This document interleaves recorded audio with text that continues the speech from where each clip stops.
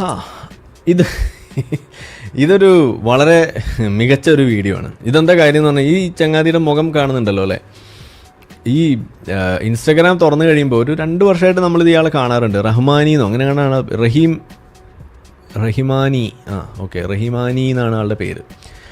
കാരുണ്യവാനെ എന്നുള്ളതായിരിക്കും, റഹിമാനെ എന്നായിരിക്കും ഉദ്ദേശിച്ചത്. ഓക്കെ, റഹിമാനെ റഹിമാനെ അങ്ങനെ പാട്ടില്ലേ, അതേ സാധനം, യെസ്. അപ്പോൾ വളരെ കാരുണ്യവാനെ എന്ന പേരൊക്കെ ഇട്ട് നടക്കുന്ന ഒരാളാണ്. പഴയ വീഡിയോ എന്നൊക്കെ പറഞ്ഞു കഴിഞ്ഞാൽ അല്ലാഹു എന്ന് പറഞ്ഞാൽ ആ മ്യൂസിക് ആണ്, അപ്പോഴത് ശരിയാവുള്ളൂ. ഒരു മിനിറ്റ് കേട്ടോ, മ്യൂസിക് ചേഞ്ച്. അല്ലാഹു എന്ന് പറഞ്ഞാൽ ഒന്ന് ആലോചിച്ച് നോക്കൂ, എത്ര സൗകര്യങ്ങളാണ് നമുക്ക് തന്നിട്ടുള്ളത്. നമുക്ക് കണ്ണ് തന്നില്ലേ, നമുക്ക് വായ തന്നില്ലേ, നമുക്ക് മൂക്ക് തന്നില്ലേ ശ്വസിക്കാൻ. അത് 2 ഓട്ട 3 ഓട്ട ആയിപ്പോയാലുള്ള അവസ്ഥ നിങ്ങൾ ആലോചിച്ച് നോക്കിയിട്ടുണ്ടോ? എൻ്റെ പൊന്നാര മിനിങ്ങളെ ഒന്ന് ആലോചിച്ച് നോക്കിയേ. ഇപ്പം ഈ വായ തന്നെ ഉണ്ടല്ലോ, ഇതിപ്പോൾ ഇവിടെ ആയതുകൊണ്ട് നമുക്ക് എന്ത് സുഖമാണ് ഇങ്ങനെ കൈകൊണ്ട് ഇങ്ങനെ എടുത്ത് കഴിക്കാൻ. ഇതിവിടെ ഈ സൈഡിലായിരുന്നുണ്ടെങ്കിൽ എന്തായിരിക്കും ബുദ്ധിമുട്ടെന്ന് ആലോചിക്കുക. കാണാൻ തന്നെ കൊള്ളൂല. അങ്ങനെയല്ല, ഇനിയിപ്പോൾ പുറകിലായിരുന്നുണ്ടെങ്കിൽ എന്തായിരിക്കും അവസ്ഥ അല്ലേ? ഒന്ന് നോക്കി നോക്കിയേ, പഠിച്ചവൻ എന്ത് കൃത്യമായിട്ടാണ് ഇതൊക്കെ ചെയ്തു വെക്കണത്. ഇനിയിപ്പോൾ ഈ ചെവി നിങ്ങൾ എടുത്ത് നോക്കുക. നമുക്കിപ്പോൾ ഈ ഹെഡ്സെറ്റൊക്കെ വെച്ചത് ഇങ്ങനെ കേൾക്കാം. സംഗതി മ്യൂസിക് ഹറാമാണ് നമുക്കറിയാം, പക്ഷെ എന്നാലും എന്തെങ്കിലും അത്യാവശ്യമായിട്ടുള്ള കാര്യങ്ങളൊക്കെ കേൾക്കാൻ വേണ്ടിയിട്ട് നമ്മളിങ്ങനെ ചെവിയിൽ ഒരു സാധനം വെക്കണം, അല്ലെങ്കിൽ ഒരാൾക്ക് സ്വകാര്യം നമ്മൾ പറയണമെന്നുണ്ടെങ്കിൽ. ഇത് തലയുടെ പുറകിലായിരുന്നുണ്ടെങ്കിൽ നമ്മൾ മറ്റവൻ്റെ തല പിടിച്ചിങ്ങനെ തിരിക്കുമ്പോൾ അവൻ്റെ പെരടി ഒടിഞ്ഞു പോകില്ലേ? ഒന്ന് ആലോചിച്ച് നോക്കിയേ. പഠിച്ചോൻ്റെ ഒരു കുതിരത്ത് എത്ര ഭംഗിയാണല്ലേ. ഈ അള്ളാഹുവിനെ ഇങ്ങനെയൊക്കെ ഇത്രമാത്രം കാരുണ്യവും ഇത്രമാത്രം അനുഗ്രഹങ്ങളും ചൊരിഞ്ഞു തന്നിട്ടുള്ള ഈ അള്ളാഹുവിനെ നമുക്ക് എങ്ങനെയാണ് മറന്നിട്ട് ഇങ്ങനെ ഹറാം പ്രവർത്തിക്കാൻ നമുക്ക് പറ്റുന്നത്? എങ്ങനെയാണ് നമുക്ക് പലിശയ്ക്ക് പണം വാങ്ങിക്കാൻ നമുക്ക് സാധിക്കുന്നത്? എങ്ങനെയാണ് നമുക്ക് ഇൻസ്റ്റാഗ്രാമിൽ വീഡിയോ ഇടാൻ നമുക്ക് സാധിക്കുന്നത്? എങ്ങനെയാണ് നിങ്ങൾക്ക് മുടി കാണിച്ചിട്ട് ഹിജാബ് ഇടാതെ നടക്കാൻ സാധിക്കുന്നത്? നിങ്ങൾക്ക് ലിപ്സ്റ്റിക് ഇടാൻ സാധിക്കുന്നത് എങ്ങനെയാണ്? നിങ്ങൾക്ക് ഈ പെണ്ണുങ്ങളൊക്കെ, എന്തോരം പെണ്ണുങ്ങളാണ് ഇവിടെയൊക്കെ ഇൻസ്റ്റാഗ്രാമിലൊക്കെ വന്നിട്ട് റീൽസ് ഇടുന്നത്. ഹറാമാണ് എൻ്റെ പെങ്ങന്മാരെ, നിങ്ങൾ കേൾക്കൂ. ഇതൊന്നും ചെയ്യാൻ പാടില്ല. അള്ളാഹു നിങ്ങൾക്ക് തന്നിട്ടുള്ള ഈ ഭംഗി എന്ന് പറയുന്നുണ്ടല്ലോ, അത് നിങ്ങളുടെ ഭർത്താക്കന്മാർ മാത്രം കാണാൻ വേണ്ടിയിട്ടുള്ള സാധനമാണ്. അത് വേറെ ഒരാളും കാണാൻ വേണ്ടിയിട്ടുള്ളതല്ല. അന്യപുരുഷന്മാർ കാണുക എന്ന് പറഞ്ഞു കഴിഞ്ഞാൽ അത് ഒരിക്കലും ഈമാൻ ഉള്ള ഒരു പെണ്ണും ചെയ്യാൻ പാടില്ലാത്ത കാര്യമാണ്. നിങ്ങളുടെ മുഖം അന്യപുരുഷന്മാർ കാണാൻ പാടില്ല എന്നുള്ളതാണ് ഇസ്ലാമിലെ നിയമം. ഒരു മുബീസ് പാരഡൈസ് ഒരു താത്തയൊക്കെ ഉണ്ട് ഇവിടെ. എനിക്ക് വേണ്ടപ്പെട്ട എൻ്റെ ഒരു പെങ്ങളാണ്, പക്ഷേ ഞാൻ അവരോട് പരമാവധി അവരുടെ ഇൻബോക്സിലൊക്കെ പോയിട്ട് പരമാവധി ഞാൻ പറഞ്ഞു നോക്കി, നിങ്ങളിത് ചെയ്യുന്നത് ശരിയല്ല, നിങ്ങളിങ്ങനെ മുഖമൊക്കെ കാണിച്ചിട്ട് ഇങ്ങനെ വീഡിയോ ചെയ്യാന്നൊക്കെ പറയുമ്പോൾ അത് വളരെ തെറ്റായിട്ടുള്ള പ്രവൃത്തിയാണ്. ഞാൻ പല തവണ ഞാൻ അവരോട് പറഞ്ഞു, പക്ഷെ അവർ കേൾക്കണ്ടേ. പക്ഷെ ഏതായാലും ഈ അടുത്ത് ഞാൻ അവരോട് മുന്നേ പറഞ്ഞിരുന്നു, നിങ്ങൾ ഈ മൂക്കുത്തി ഇടുന്നത് ശരിയല്ല. അത് അവരെന്നോടത്ത് വന്നിട്ട് ഡൗട്ട് ചോദിച്ചു, ഇങ്ങനെ മൂക്കുത്തി ഇടുന്നത് ശരിയാണോ ഉസ്താദ് എന്ന് ചോദിച്ചു. അപ്പോൾ ഞാൻ പറഞ്ഞു, ഇല്ല, മൂക്കുത്തി അങ്ങനെ ശരിയല്ല. ലിപ്സ്റ്റിക് ഇടുന്നത് ശരിയാണോ എന്ന് ചോദിച്ചു. ഇല്ല, ലിപ്സ്റ്റിക് ഇടുന്ന ആളുകളെ വേശ്യകൾ എന്നാണ് ഇസ്ലാം വിശേഷിപ്പിക്കുന്നത് പറഞ്ഞപ്പോൾ അവർ അടുത്ത ദിവസം തന്നെ എത്ര മുത്തക്കിയാണെന്ന് ആലോചിക്കും. പക്ഷെ അവരുടെ അടുത്ത് ഈ ഷെയ്ത്താനുണ്ടല്ലോ, ഷെയ്ത്താൻ അങ്ങനെയാണ്, നമ്മളുടെ പിന്നാലെ കൂടും, നമ്മളെപ്പോഴും വഴി തെറ്റിക്കാൻ വേണ്ടി നോക്കിക്കൊണ്ടിരിക്കും. ഇപ്പോൾ അങ്ങനെയൊക്കെ ഉണ്ടായിട്ട് പല ഷെയ്ത്താനിൽ നിന്നും അള്ളാഹു തആല രക്ഷിച്ചു. ഇപ്പോൾ അവർ ലിപ്സ്റ്റിക് ഇടാറില്ല. അതേപോലെ ഇനിയിപ്പോൾ നമുക്ക് അവർക്ക് വേണ്ടി ദുആ ചെയ്തുകൊണ്ടിരിക്കണം. നിങ്ങളും ദുആ ചെയ്യുക, നല്ല ആളുകൾ. ഇതേപോലെ ഒരുപാട് താത്തമാരും അനിയത്തിമാരും ഒക്കെ ഉണ്ട്, ഇതേപോലെ ലിപ്സ്റ്റിക് ഇട്ടും മൂക്കുത്തി കുത്തിയും ഒക്കെ ഇതേപോലെ ഹിജാബ് ഇടാതെ ഒക്കെ വന്നിട്ട് നിങ്ങൾ മുഖമൊന്നും കാണിക്കാൻ പറ്റില്ല. എന്നാൽ ചില ആളുകളൊക്കെ ഉണ്ട് മുഖത്തൊക്കെ ഇട്ടിട്ട് ഇങ്ങനെ വന്നിട്ട് വീഡിയോ ചെയ്യുന്നത്. അത് പിന്നെ നമുക്ക് ഓക്കെ, പക്ഷെ അപ്പോൾ ശബ്ദം അത് ഫിത്നയാണ്, അത് ഹറാമാണ്. അത് നിങ്ങൾക്ക് വല്ല ഈ വോയിസ് ചേഞ്ചർ സോഫ്റ്റ്വെയർ ഒക്കെ ഉപയോഗിച്ചിട്ട് നിങ്ങളുടെ ശബ്ദം അല്ലാതെ ആക്കി മാറ്റാം, അല്ലെങ്കിൽ ആണുങ്ങളുടെ ശബ്ദമൊക്കെ ആക്കാം. അത് നിങ്ങൾക്ക് ഉപയോഗിക്കാം. അങ്ങനെയൊക്കെ ചെയ്താൽ അത് ഹലാലാവുന്നതാണ് ചില ഫത്വ ഒക്കെ ഉള്ളത്. അപ്പോൾ അത് നിങ്ങൾക്ക് ഉപയോഗിക്കാം. വോയിസ് ചേഞ്ചർ എന്ന് പറയുന്ന സാധനം നമ്മളുടെ വോയിസിലൊന്നും ചെയ്യുന്നില്ലല്ലോ, അത് നമ്മൾ സോഫ്റ്റ്വെയറിൽ ചെയ്യുന്ന ആയതുകൊണ്ട് അത് ഹലാലാണ്. നമ്മളുടെ വോയിസിൽ ഇപ്പോൾ എൻ്റെ ശബ്ദം സ്ത്രീകളുടെ ശബ്ദമാണ് എന്നതുകൊണ്ട് അതിലൊരു പ്രശ്നം വന്നാൽ അത് ഫിത്നയായിട്ട് അതിൻ്റെ പേരിൽ ഞാൻ നരകത്തിൽ കിടക്കുന്ന ഒരു അവസ്ഥ ഉണ്ടായി, അത് വലിയ പാടാണ്. അപ്പോൾ അത് ഒഴിവാക്കാൻ വേണ്ടി ഞാനിപ്പോൾ വല്ല സർജറിയൊക്കെ ചെയ്തിട്ട് ഇത് ഒരു പുരുഷൻ്റെ ശബ്ദമാക്കിയാൽ അത് പ്രശ്നമാണ്.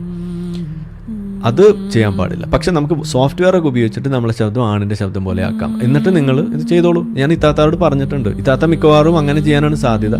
പിന്നെ അടുത്ത ദിവസം തന്നെ മുബീസ് താത്ത ഇവിടെ വന്നിട്ട് മറ്റേ ഇത് ചെയ്യും. നമ്മളുടെ മുഖമൊക്കെ മറിച്ചിട്ടാണ് ഇനി വരിക. അവർ എന്നോട് അങ്ങനെ ഓൾറെഡി പറഞ്ഞു കഴിഞ്ഞിട്ടുണ്ട്. അപ്പം ഞാൻ പറഞ്ഞു വന്നത് മീനങ്ങൾ അറിയാൻ വേണ്ടിയിട്ട് പറയാണ്. ഇതാണ് ഈമാനുള്ള ആളുകൾ ചെയ്യേണ്ടത്. ഈമാൻ ഉള്ള ആളുകൾ നിങ്ങൾ പ്രതീക്ഷിക്കേണ്ടത് ഇഹലോകത്തെയല്ല, പരലോകത്തെയാണ്. അവിടെയാണ് നമ്മളുടെ ആ നിത്യലോകം, അവിടെയുള്ള നമ്മളുടെ ആ സ്വർഗം. ഇത് രസമായിരിക്കും ആലോചിച്ചിട്ട് തന്നെ കൊതിയാവുന്നു. എത്ര പെട്ടെന്ന് അങ്ങോട്ട് ഒന്ന് പൊട്ടിത്തെറിച്ച് അങ്ങോട്ട് പോയാൽ മതി എന്നാണ് എനിക്ക് തോന്നുന്നത്. എന്തായിരിക്കും നമ്മൾ പൊട്ടിത്തെറിക്കാത്തല്ലേ? നോക്കട്ടെ, പൊട്ടിക്കാൻ വല്ല വഴിയുണ്ടോന്ന്. ഇതേപോലെ വളരെ ഭംഗിയായിട്ട് സമാധാനമായിട്ട് പറഞ്ഞുകൊണ്ടിരുന്ന ആളാണ്. ഞാനൊരു വീഡിയോ ഇട്ടപ്പോൾ മൂപ്പരെ കയ്യിൽ നിന്നെല്ലാം പോയി. മൂപ്പരെ കയ്യിൽ നിന്ന് വന്നെന്താന്ന് ഇപ്പം നമുക്ക് കാണാം.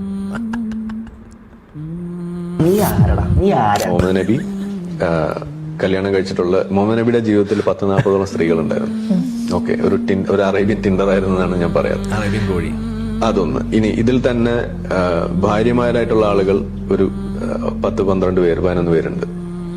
അതില് 6-ാം വയസ്സിൽ ഒരു കുട്ടീനെ കെട്ടിയിരിക്കുകയാണ്. അത് പീഡോഫീലിയയുടെ ഗണത്തിൽ വരും. ചെറിയ കുട്ടികളോട് കാണുമ്പോൾ അതിൽ തന്നെ 1.5 വയസ്സുള്ള കുട്ടീനെ കണ്ടപ്പോൾ അടുത്ത വർഷം ഞാൻ ഈ കുട്ടീനെ കെട്ടെന്ന് പറഞ്ഞ് ആ പീഡോഫീലിയ എക്സ്പ്രസ് ചെയ്തിട്ടുള്ള ആളാണ്. ഇതാണ് മുഹമ്മദ് നബി. ഇനി ഇതിൽ തന്നെ അടിമകളെ ഇതേപോലെ ലൈംഗികമായിട്ട് ഉപയോഗിച്ചിട്ടുള്ള വ്യക്തിയാണ്. അത് അടിമകളെ വെക്കുകയും അവരെ ലൈംഗികമായിട്ട് ഉപയോഗിക്കുകയും ചെയ്തത്, അതായത് ബലാത്സംഗം ചെയ്തിട്ടുള്ള ആളാണ്. കുറച്ച് അറിവില്ലായ്മ പൊട്ടത്തരം സമൂഹത്തിനിടയിൽ വിളമ്പി നടന്നിട്ട് അതൊരു അലങ്കാരമായി കൊണ്ടിരുന്ന ഡാഷ് അല്ലടാ. ഇയാൾക്ക് കുറെ പറഞ്ഞു കൊടുത്ത് മനസ്സിലാക്കിയാലും ഇതിക്ക് കേറൂല. ഇത് മുട്ടയാണ്, മുട്ട, കോഴിമുട്ട. ഇത്രയും കാലം റെസ്പെക്റ്റോട് കൂടിയാണ് സംസാരിച്ചത്, റെസ്പെക്റ്റോട് കൂടി. ഞാൻ പറഞ്ഞ മനസ്സിലായി. ആരും ദയവ് ചെയ്തിട്ട് ഈ ഒരു ഡാഷിന്റെ വാക്കുകൾ തിരിച്ചു പോകരുത്. ഒരാൾ കുറേ കല്യാണം കഴിക്കാൻ അയാൾക്ക് ബാധ്യസ്ഥത കൂടുതൽ ചെയ്യാ. അതിലേക്കാണ് വരുന്നത്. അപ്പൊ നമ്മളിവിടെ പറഞ്ഞ കേട്ടല്ലോ, മുഹമ്മദ് നബിയുടെ ഒരു മൊറാലിറ്റി, അതായത് ഇസ്ലാം ഭയങ്കര മോറൽ വാല്യൂ തരുന്ന സാധനമാണ് എന്ന് പറഞ്ഞുകൊണ്ട് നമ്മളെ പറ്റിക്കുന്ന ഒരു പരിപാടി ഉണ്ട് ഇസ്ലാമിൽ. എന്ന് വെച്ചാൽ ഇസ്ലാമാണ് മോറൽ വാല്യൂസിൻ്റെ കൊട്ട. അതില്ലാന്നുണ്ടെങ്കിൽ ആകെ പ്രശ്നമാണെന്നാണ് പറയാം. അപ്പം നമ്മൾ തിരിച്ച് ചോദിക്കും, എങ്ങനെയാണ് ഇസ്ലാമിൽ മോറൽ വാല്യൂസ് വരുന്നത്, എവിടെയാണ് ഇസ്ലാമിലെ മോറൽ വാല്യൂസ് ഇരിക്കുന്നത് എന്ന് നമ്മൾ അന്വേഷിച്ചെത്തുന്നത് ആദ്യത്തെ വ്യക്തി എന്ന് പറയുന്നത് ഇസ്ലാമിൽ ആരാ? അത് മുഹമ്മദ് നബിയാണ്. അപ്പോൾ ഈ മുഹമ്മദ് നബിക്ക് ഈ പറയുന്ന വല്ല സാമാനവും കയ്യിലുണ്ടായിരുന്നോ? ഇതാണ് നമ്മൾ ആദ്യം അന്വേഷിക്കുക. അങ്ങനെ അന്വേഷിച്ച് പോകുമ്പോൾ നമ്മൾ കാണുന്നത് എന്താണ്? മുഹമ്മദ് നബിക്ക് ഇഞ്ചാതി സാധനമൊന്നും ഉണ്ടായിട്ടില്ല. മുഹമ്മദ് നബി ഒരു അറേബ്യൻ കോഴിയായിരുന്നു എന്നതാണ് നമുക്ക് കാണാൻ കഴിയുക. 10-40 പെണ്ണുങ്ങളെ കൈകാര്യം ചെയ്തതിൻ്റെ ഒരു, അതായത് മുഹമ്മദ് നബിയുടെ ബോഡി കൗണ്ട് എത്രയെന്ന് ചോദിച്ചു കഴിഞ്ഞാൽ ഇറ്റ്സ് ഓൾമോസ്റ്റ് ലൈക്ക് 40s. 10-45 പെണ്ണുങ്ങളാണെന്നാണ് വേണമെങ്കിൽ നമുക്ക് പറയാം. ഇതാണ് മുഹമ്മദ് നബിയുടെ. അത് എങ്ങനെ? പല തരത്തിലുള്ളത്. ഭാര്യമാരായിട്ടുള്ളത് ഒരു 10-12 11 ഉണ്ട്.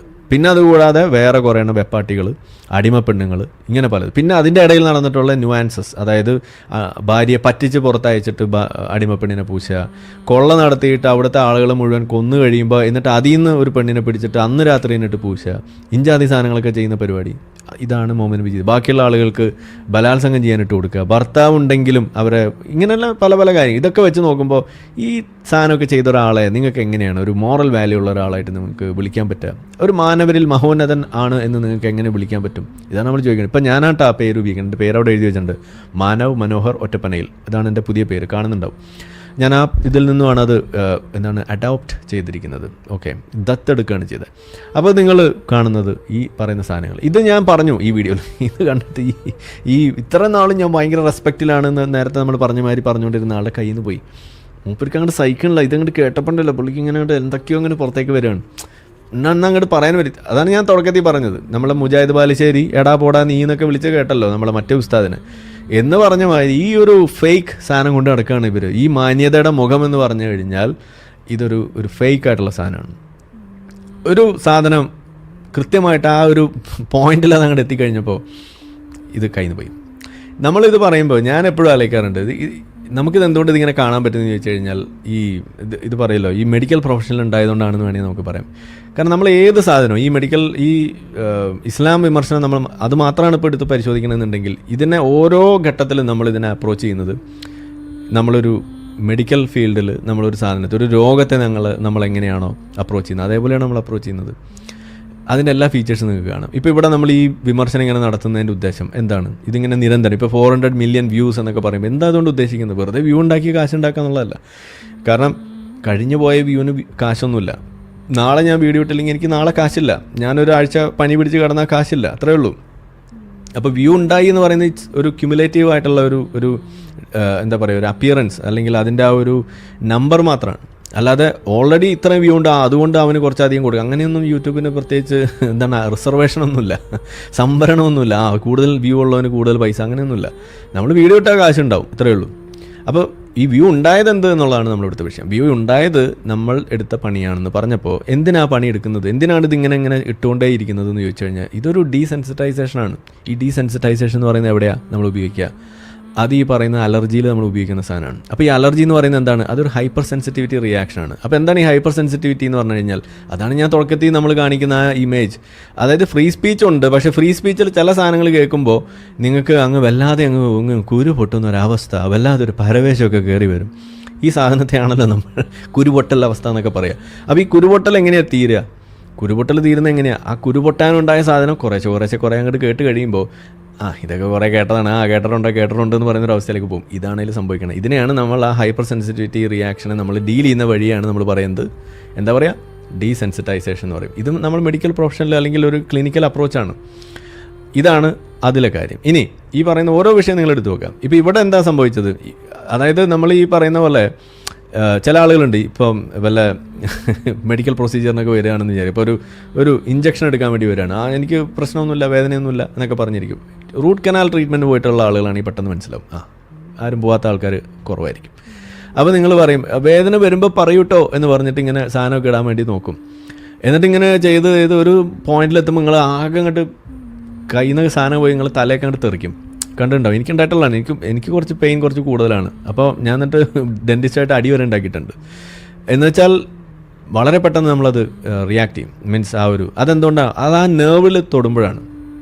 അപ്പോൾ ഇംഗ്ലീഷിലൊരു പ്രയോഗം തന്നെ, ഡോണ്ട് ടച്ച് ദ നെർവ് എന്ന് പറയും. എന്ന് വെച്ചാൽ എവിടെ വേണേലും തൊട്ടോ, ഞരമ്പമ്മ തൊടരുത് എന്ന് പറയും. ഞരമ്പമ്മ തൊട്ടാൽ എന്താ ഉണ്ടാവുക? ഇതേപോലെ ഉണ്ടാവും. ഇതാണ് ഉണ്ടാവുക. എന്ന് വെച്ചാൽ ഈ പറയുന്ന രീതിയിൽ നിങ്ങൾ വലിയ ഒരു കപട മുഖമൊക്കെ വെച്ച് നടന്നപ്പോൾ ഒരു ഞരമ്പമ്മ തൊട്ടപ്പോൾ കയ്യിൽ നിന്ന് പോയി. ഇതാണ് ഉണ്ടായത്. അപ്പോൾ ഈ നെർവ് എന്ന് പറയുന്ന സാധനം, ഹി ടച്ച്ഡ് ദ നെർവ് എന്ന് പറയുന്ന ഒരു അവസ്ഥ, അതാണ് ഉണ്ടായത്. ഇത് തന്നെയാണ് പണ്ട് ലിയാക്കത്തിന് സംഭവിച്ചത്. ഇത് തന്നെയാണ് പണ്ട് മുജാഹിദ് ബാലുശ്ശേരിക്ക് ഉണ്ടായത്. ഇത് തന്നെയാണ് നമ്മളെ വിളിക്കുന്ന കോയമാർക്കും ഉണ്ടാവണം. അവർ വലിയ മാന്യന്മാരൊക്കെ ആയിട്ട് തുടങ്ങും, ഒരു ചെറിയ സാധനം കൊണ്ട് വരുമ്പോഴേക്കും ഞരമ്പമ്മ തൊടുന്ന അവസ്ഥയാണ്, പിന്നെ അത് കയ്യിൽ നിന്ന് പോയി. ഇതിനെയാണ് നമ്മൾ പറയുന്നത്. അപ്പോൾ ആ സാധനം അതാണ് ഇവിടെ ഉണ്ടാവുക. അപ്പോൾ ഈ രീതിയിൽ ഇതിൽ സംഭവിക്കുന്ന ഓരോ വിഷയവും നിങ്ങൾക്ക് ഈ മെഡിക്കൽ പ്രൊസീജിയേഴ്സായിട്ടും മെഡിക്കൽ ക്ലിനിക്കൽ ഒരു സെറ്റിങ്ങിൽ നിങ്ങൾ കണ്ടു കഴിഞ്ഞാൽ കുറേ എളുപ്പമാണ്.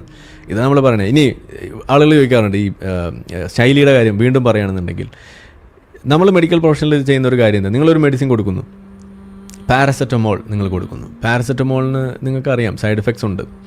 പക്ഷേ സൈഡ് എഫക്ട്സ് ഉണ്ടല്ലേ, എന്നാൽ കൊടുക്കാൻ പാടില്ല എന്നാണോ നിങ്ങൾ പറയുക? അല്ലല്ലോ. നിങ്ങളെന്ത് പറയും? നിങ്ങൾ അതിൻ്റെ റിസ്ക് എന്തൊക്കെയാണെന്നുള്ളത് ഒരു വശത്ത് എഴുതും, അതിൻ്റെ ബെനിഫിറ്റ്സ് എന്തൊക്കെയാണെന്നുള്ളത് ഒരു വശത്ത് എഴുതും. എന്നിട്ട് റിസ്ക് വേഴ്സസ് ബെനിഫിറ്റ് എന്ന് പറയുന്ന ഒരു ബാലൻസിങ് അവിടെ നടത്തും. അപ്പോൾ നിങ്ങൾക്ക് മനസ്സിലാവുന്ന റിസ്ക് ഉണ്ട്, പക്ഷേ ഒരു ബെനിഫിറ്റ് ഉണ്ട്. ഏത് ആണ് കൂടുതൽ നോക്കുമ്പോൾ റിസ്ക് കുറച്ചേ ഉള്ളൂ, ബെനിഫിറ്റ്സ് ആണ് കൂടുതൽ. Okay, let's go with it എന്ന് പറഞ്ഞിട്ട് നമ്മൾ ഈ പറയുന്ന ബെനിഫിറ്റ് ഉള്ളത് കൊണ്ട് നമ്മൾ അതിൻ്റെ ഭാഗമായിട്ട് പോകുന്നു. ഇതാണ് അവിടെ സംഭവിക്കുന്നത്. ഇതാണ് നമ്മൾ മെഡിക്കൽ പ്രൊഫഷനിൽ ചെയ്യുന്നത്. അപ്പോൾ ഏതൊരു സംഗതിക്കും അതിൻ്റെ ഒരു സൈഡ് എഫക്റ്റ് ഉണ്ട്, ഇല്ലയെന്ന് ഞാൻ പറയുന്നില്ല. പക്ഷേ അതിന് ബെനിഫിറ്റാണ് കൂടുതലുണ്ട് എന്നുണ്ടെങ്കിൽ അത് നമ്മളെടുക്കും. ഇപ്പോൾ അതെ നമ്മളിവിടെ പറയുന്നു ഇത് ചെയ്യുമ്പോൾ നിങ്ങൾക്ക് ഇഷ്ടപ്പെടുന്നില്ല, ഭാഷ മോശം എന്നൊക്കെ പറഞ്ഞിട്ട് ഈ വൈറ്റില മൊയ്സു എന്ന് പറഞ്ഞിട്ടൊരാളെ നമ്മളിപ്പോൾ എപ്പോഴും ഇവിടെ പരിചയപ്പെടുത്താറുണ്ട്. പുള്ളിയുടെ സംസാരം കേട്ട് കഴിഞ്ഞാൽ ചിലപ്പോൾ പുള്ളി തന്നെ ഉറങ്ങിപ്പോവും. ആ രീതിയിലാണ് പുള്ളിയുടെ സംസാരം. എന്ന് വെച്ചാൽ അത്രയും ഒരു ടോണിലൊന്നും ഒരു വ്യത്യാസമില്ലാതെ ഇങ്ങനെ വളരെ ശാന്തമായിട്ട് ഇങ്ങനെ കേട്ട് കഴിഞ്ഞാൽ, അതായത് ആ ഭാഷ അറിയാത്ത ഒരാളാണെന്ന് അത് കേൾക്കുന്നതെന്ന് വിചാരിക്കും. അയാൾ വിചാരിക്കും അത് വല്ല പാട്ടായിരിക്കുന്നു, അല്ലെങ്കിൽ വല്ല പ്രേമകഥ വല്ലതും പറയുകയായിരിക്കുന്നു ആയിരിക്കും വിചാരിക്കുക. ആ രീതിയിലാണ് ആ സംസാരം പോകുന്നത്. കാരണം ആ സംസാരം അങ്ങനെ ഒഴുക്കിലിങ്ങനെ പോകും. അപ്പോൾ ഒരു കൊറിയക്കാരൻ അത് കേൾപ്പിച്ച് കൊടുത്തു കഴിഞ്ഞാൽ പുള്ളി ചിലപ്പോൾ കിടന്നുറങ്ങും. നല്ല ഉറങ്ങാം. നല്ല മൊയ്റ്റില വയസ്സ് എന്തിപ്പോൾ അങ്ങനെ വരുന്നത്? വൈറ്റില മൊയ്സിൻ്റെ പ്രസംഗം കേട്ടാൽ നല്ല ഉറക്കം കിട്ടും എന്നായിരിക്കും ചിലപ്പോൾ ആ കൊറിയക്കാരൻ പറയാം. കാരണം എന്താണ്, അവനെ സംബന്ധിച്ചിടത്തോളം നല്ല ഒരു മ്യൂസിക്കൽ സംഭവമാണ്.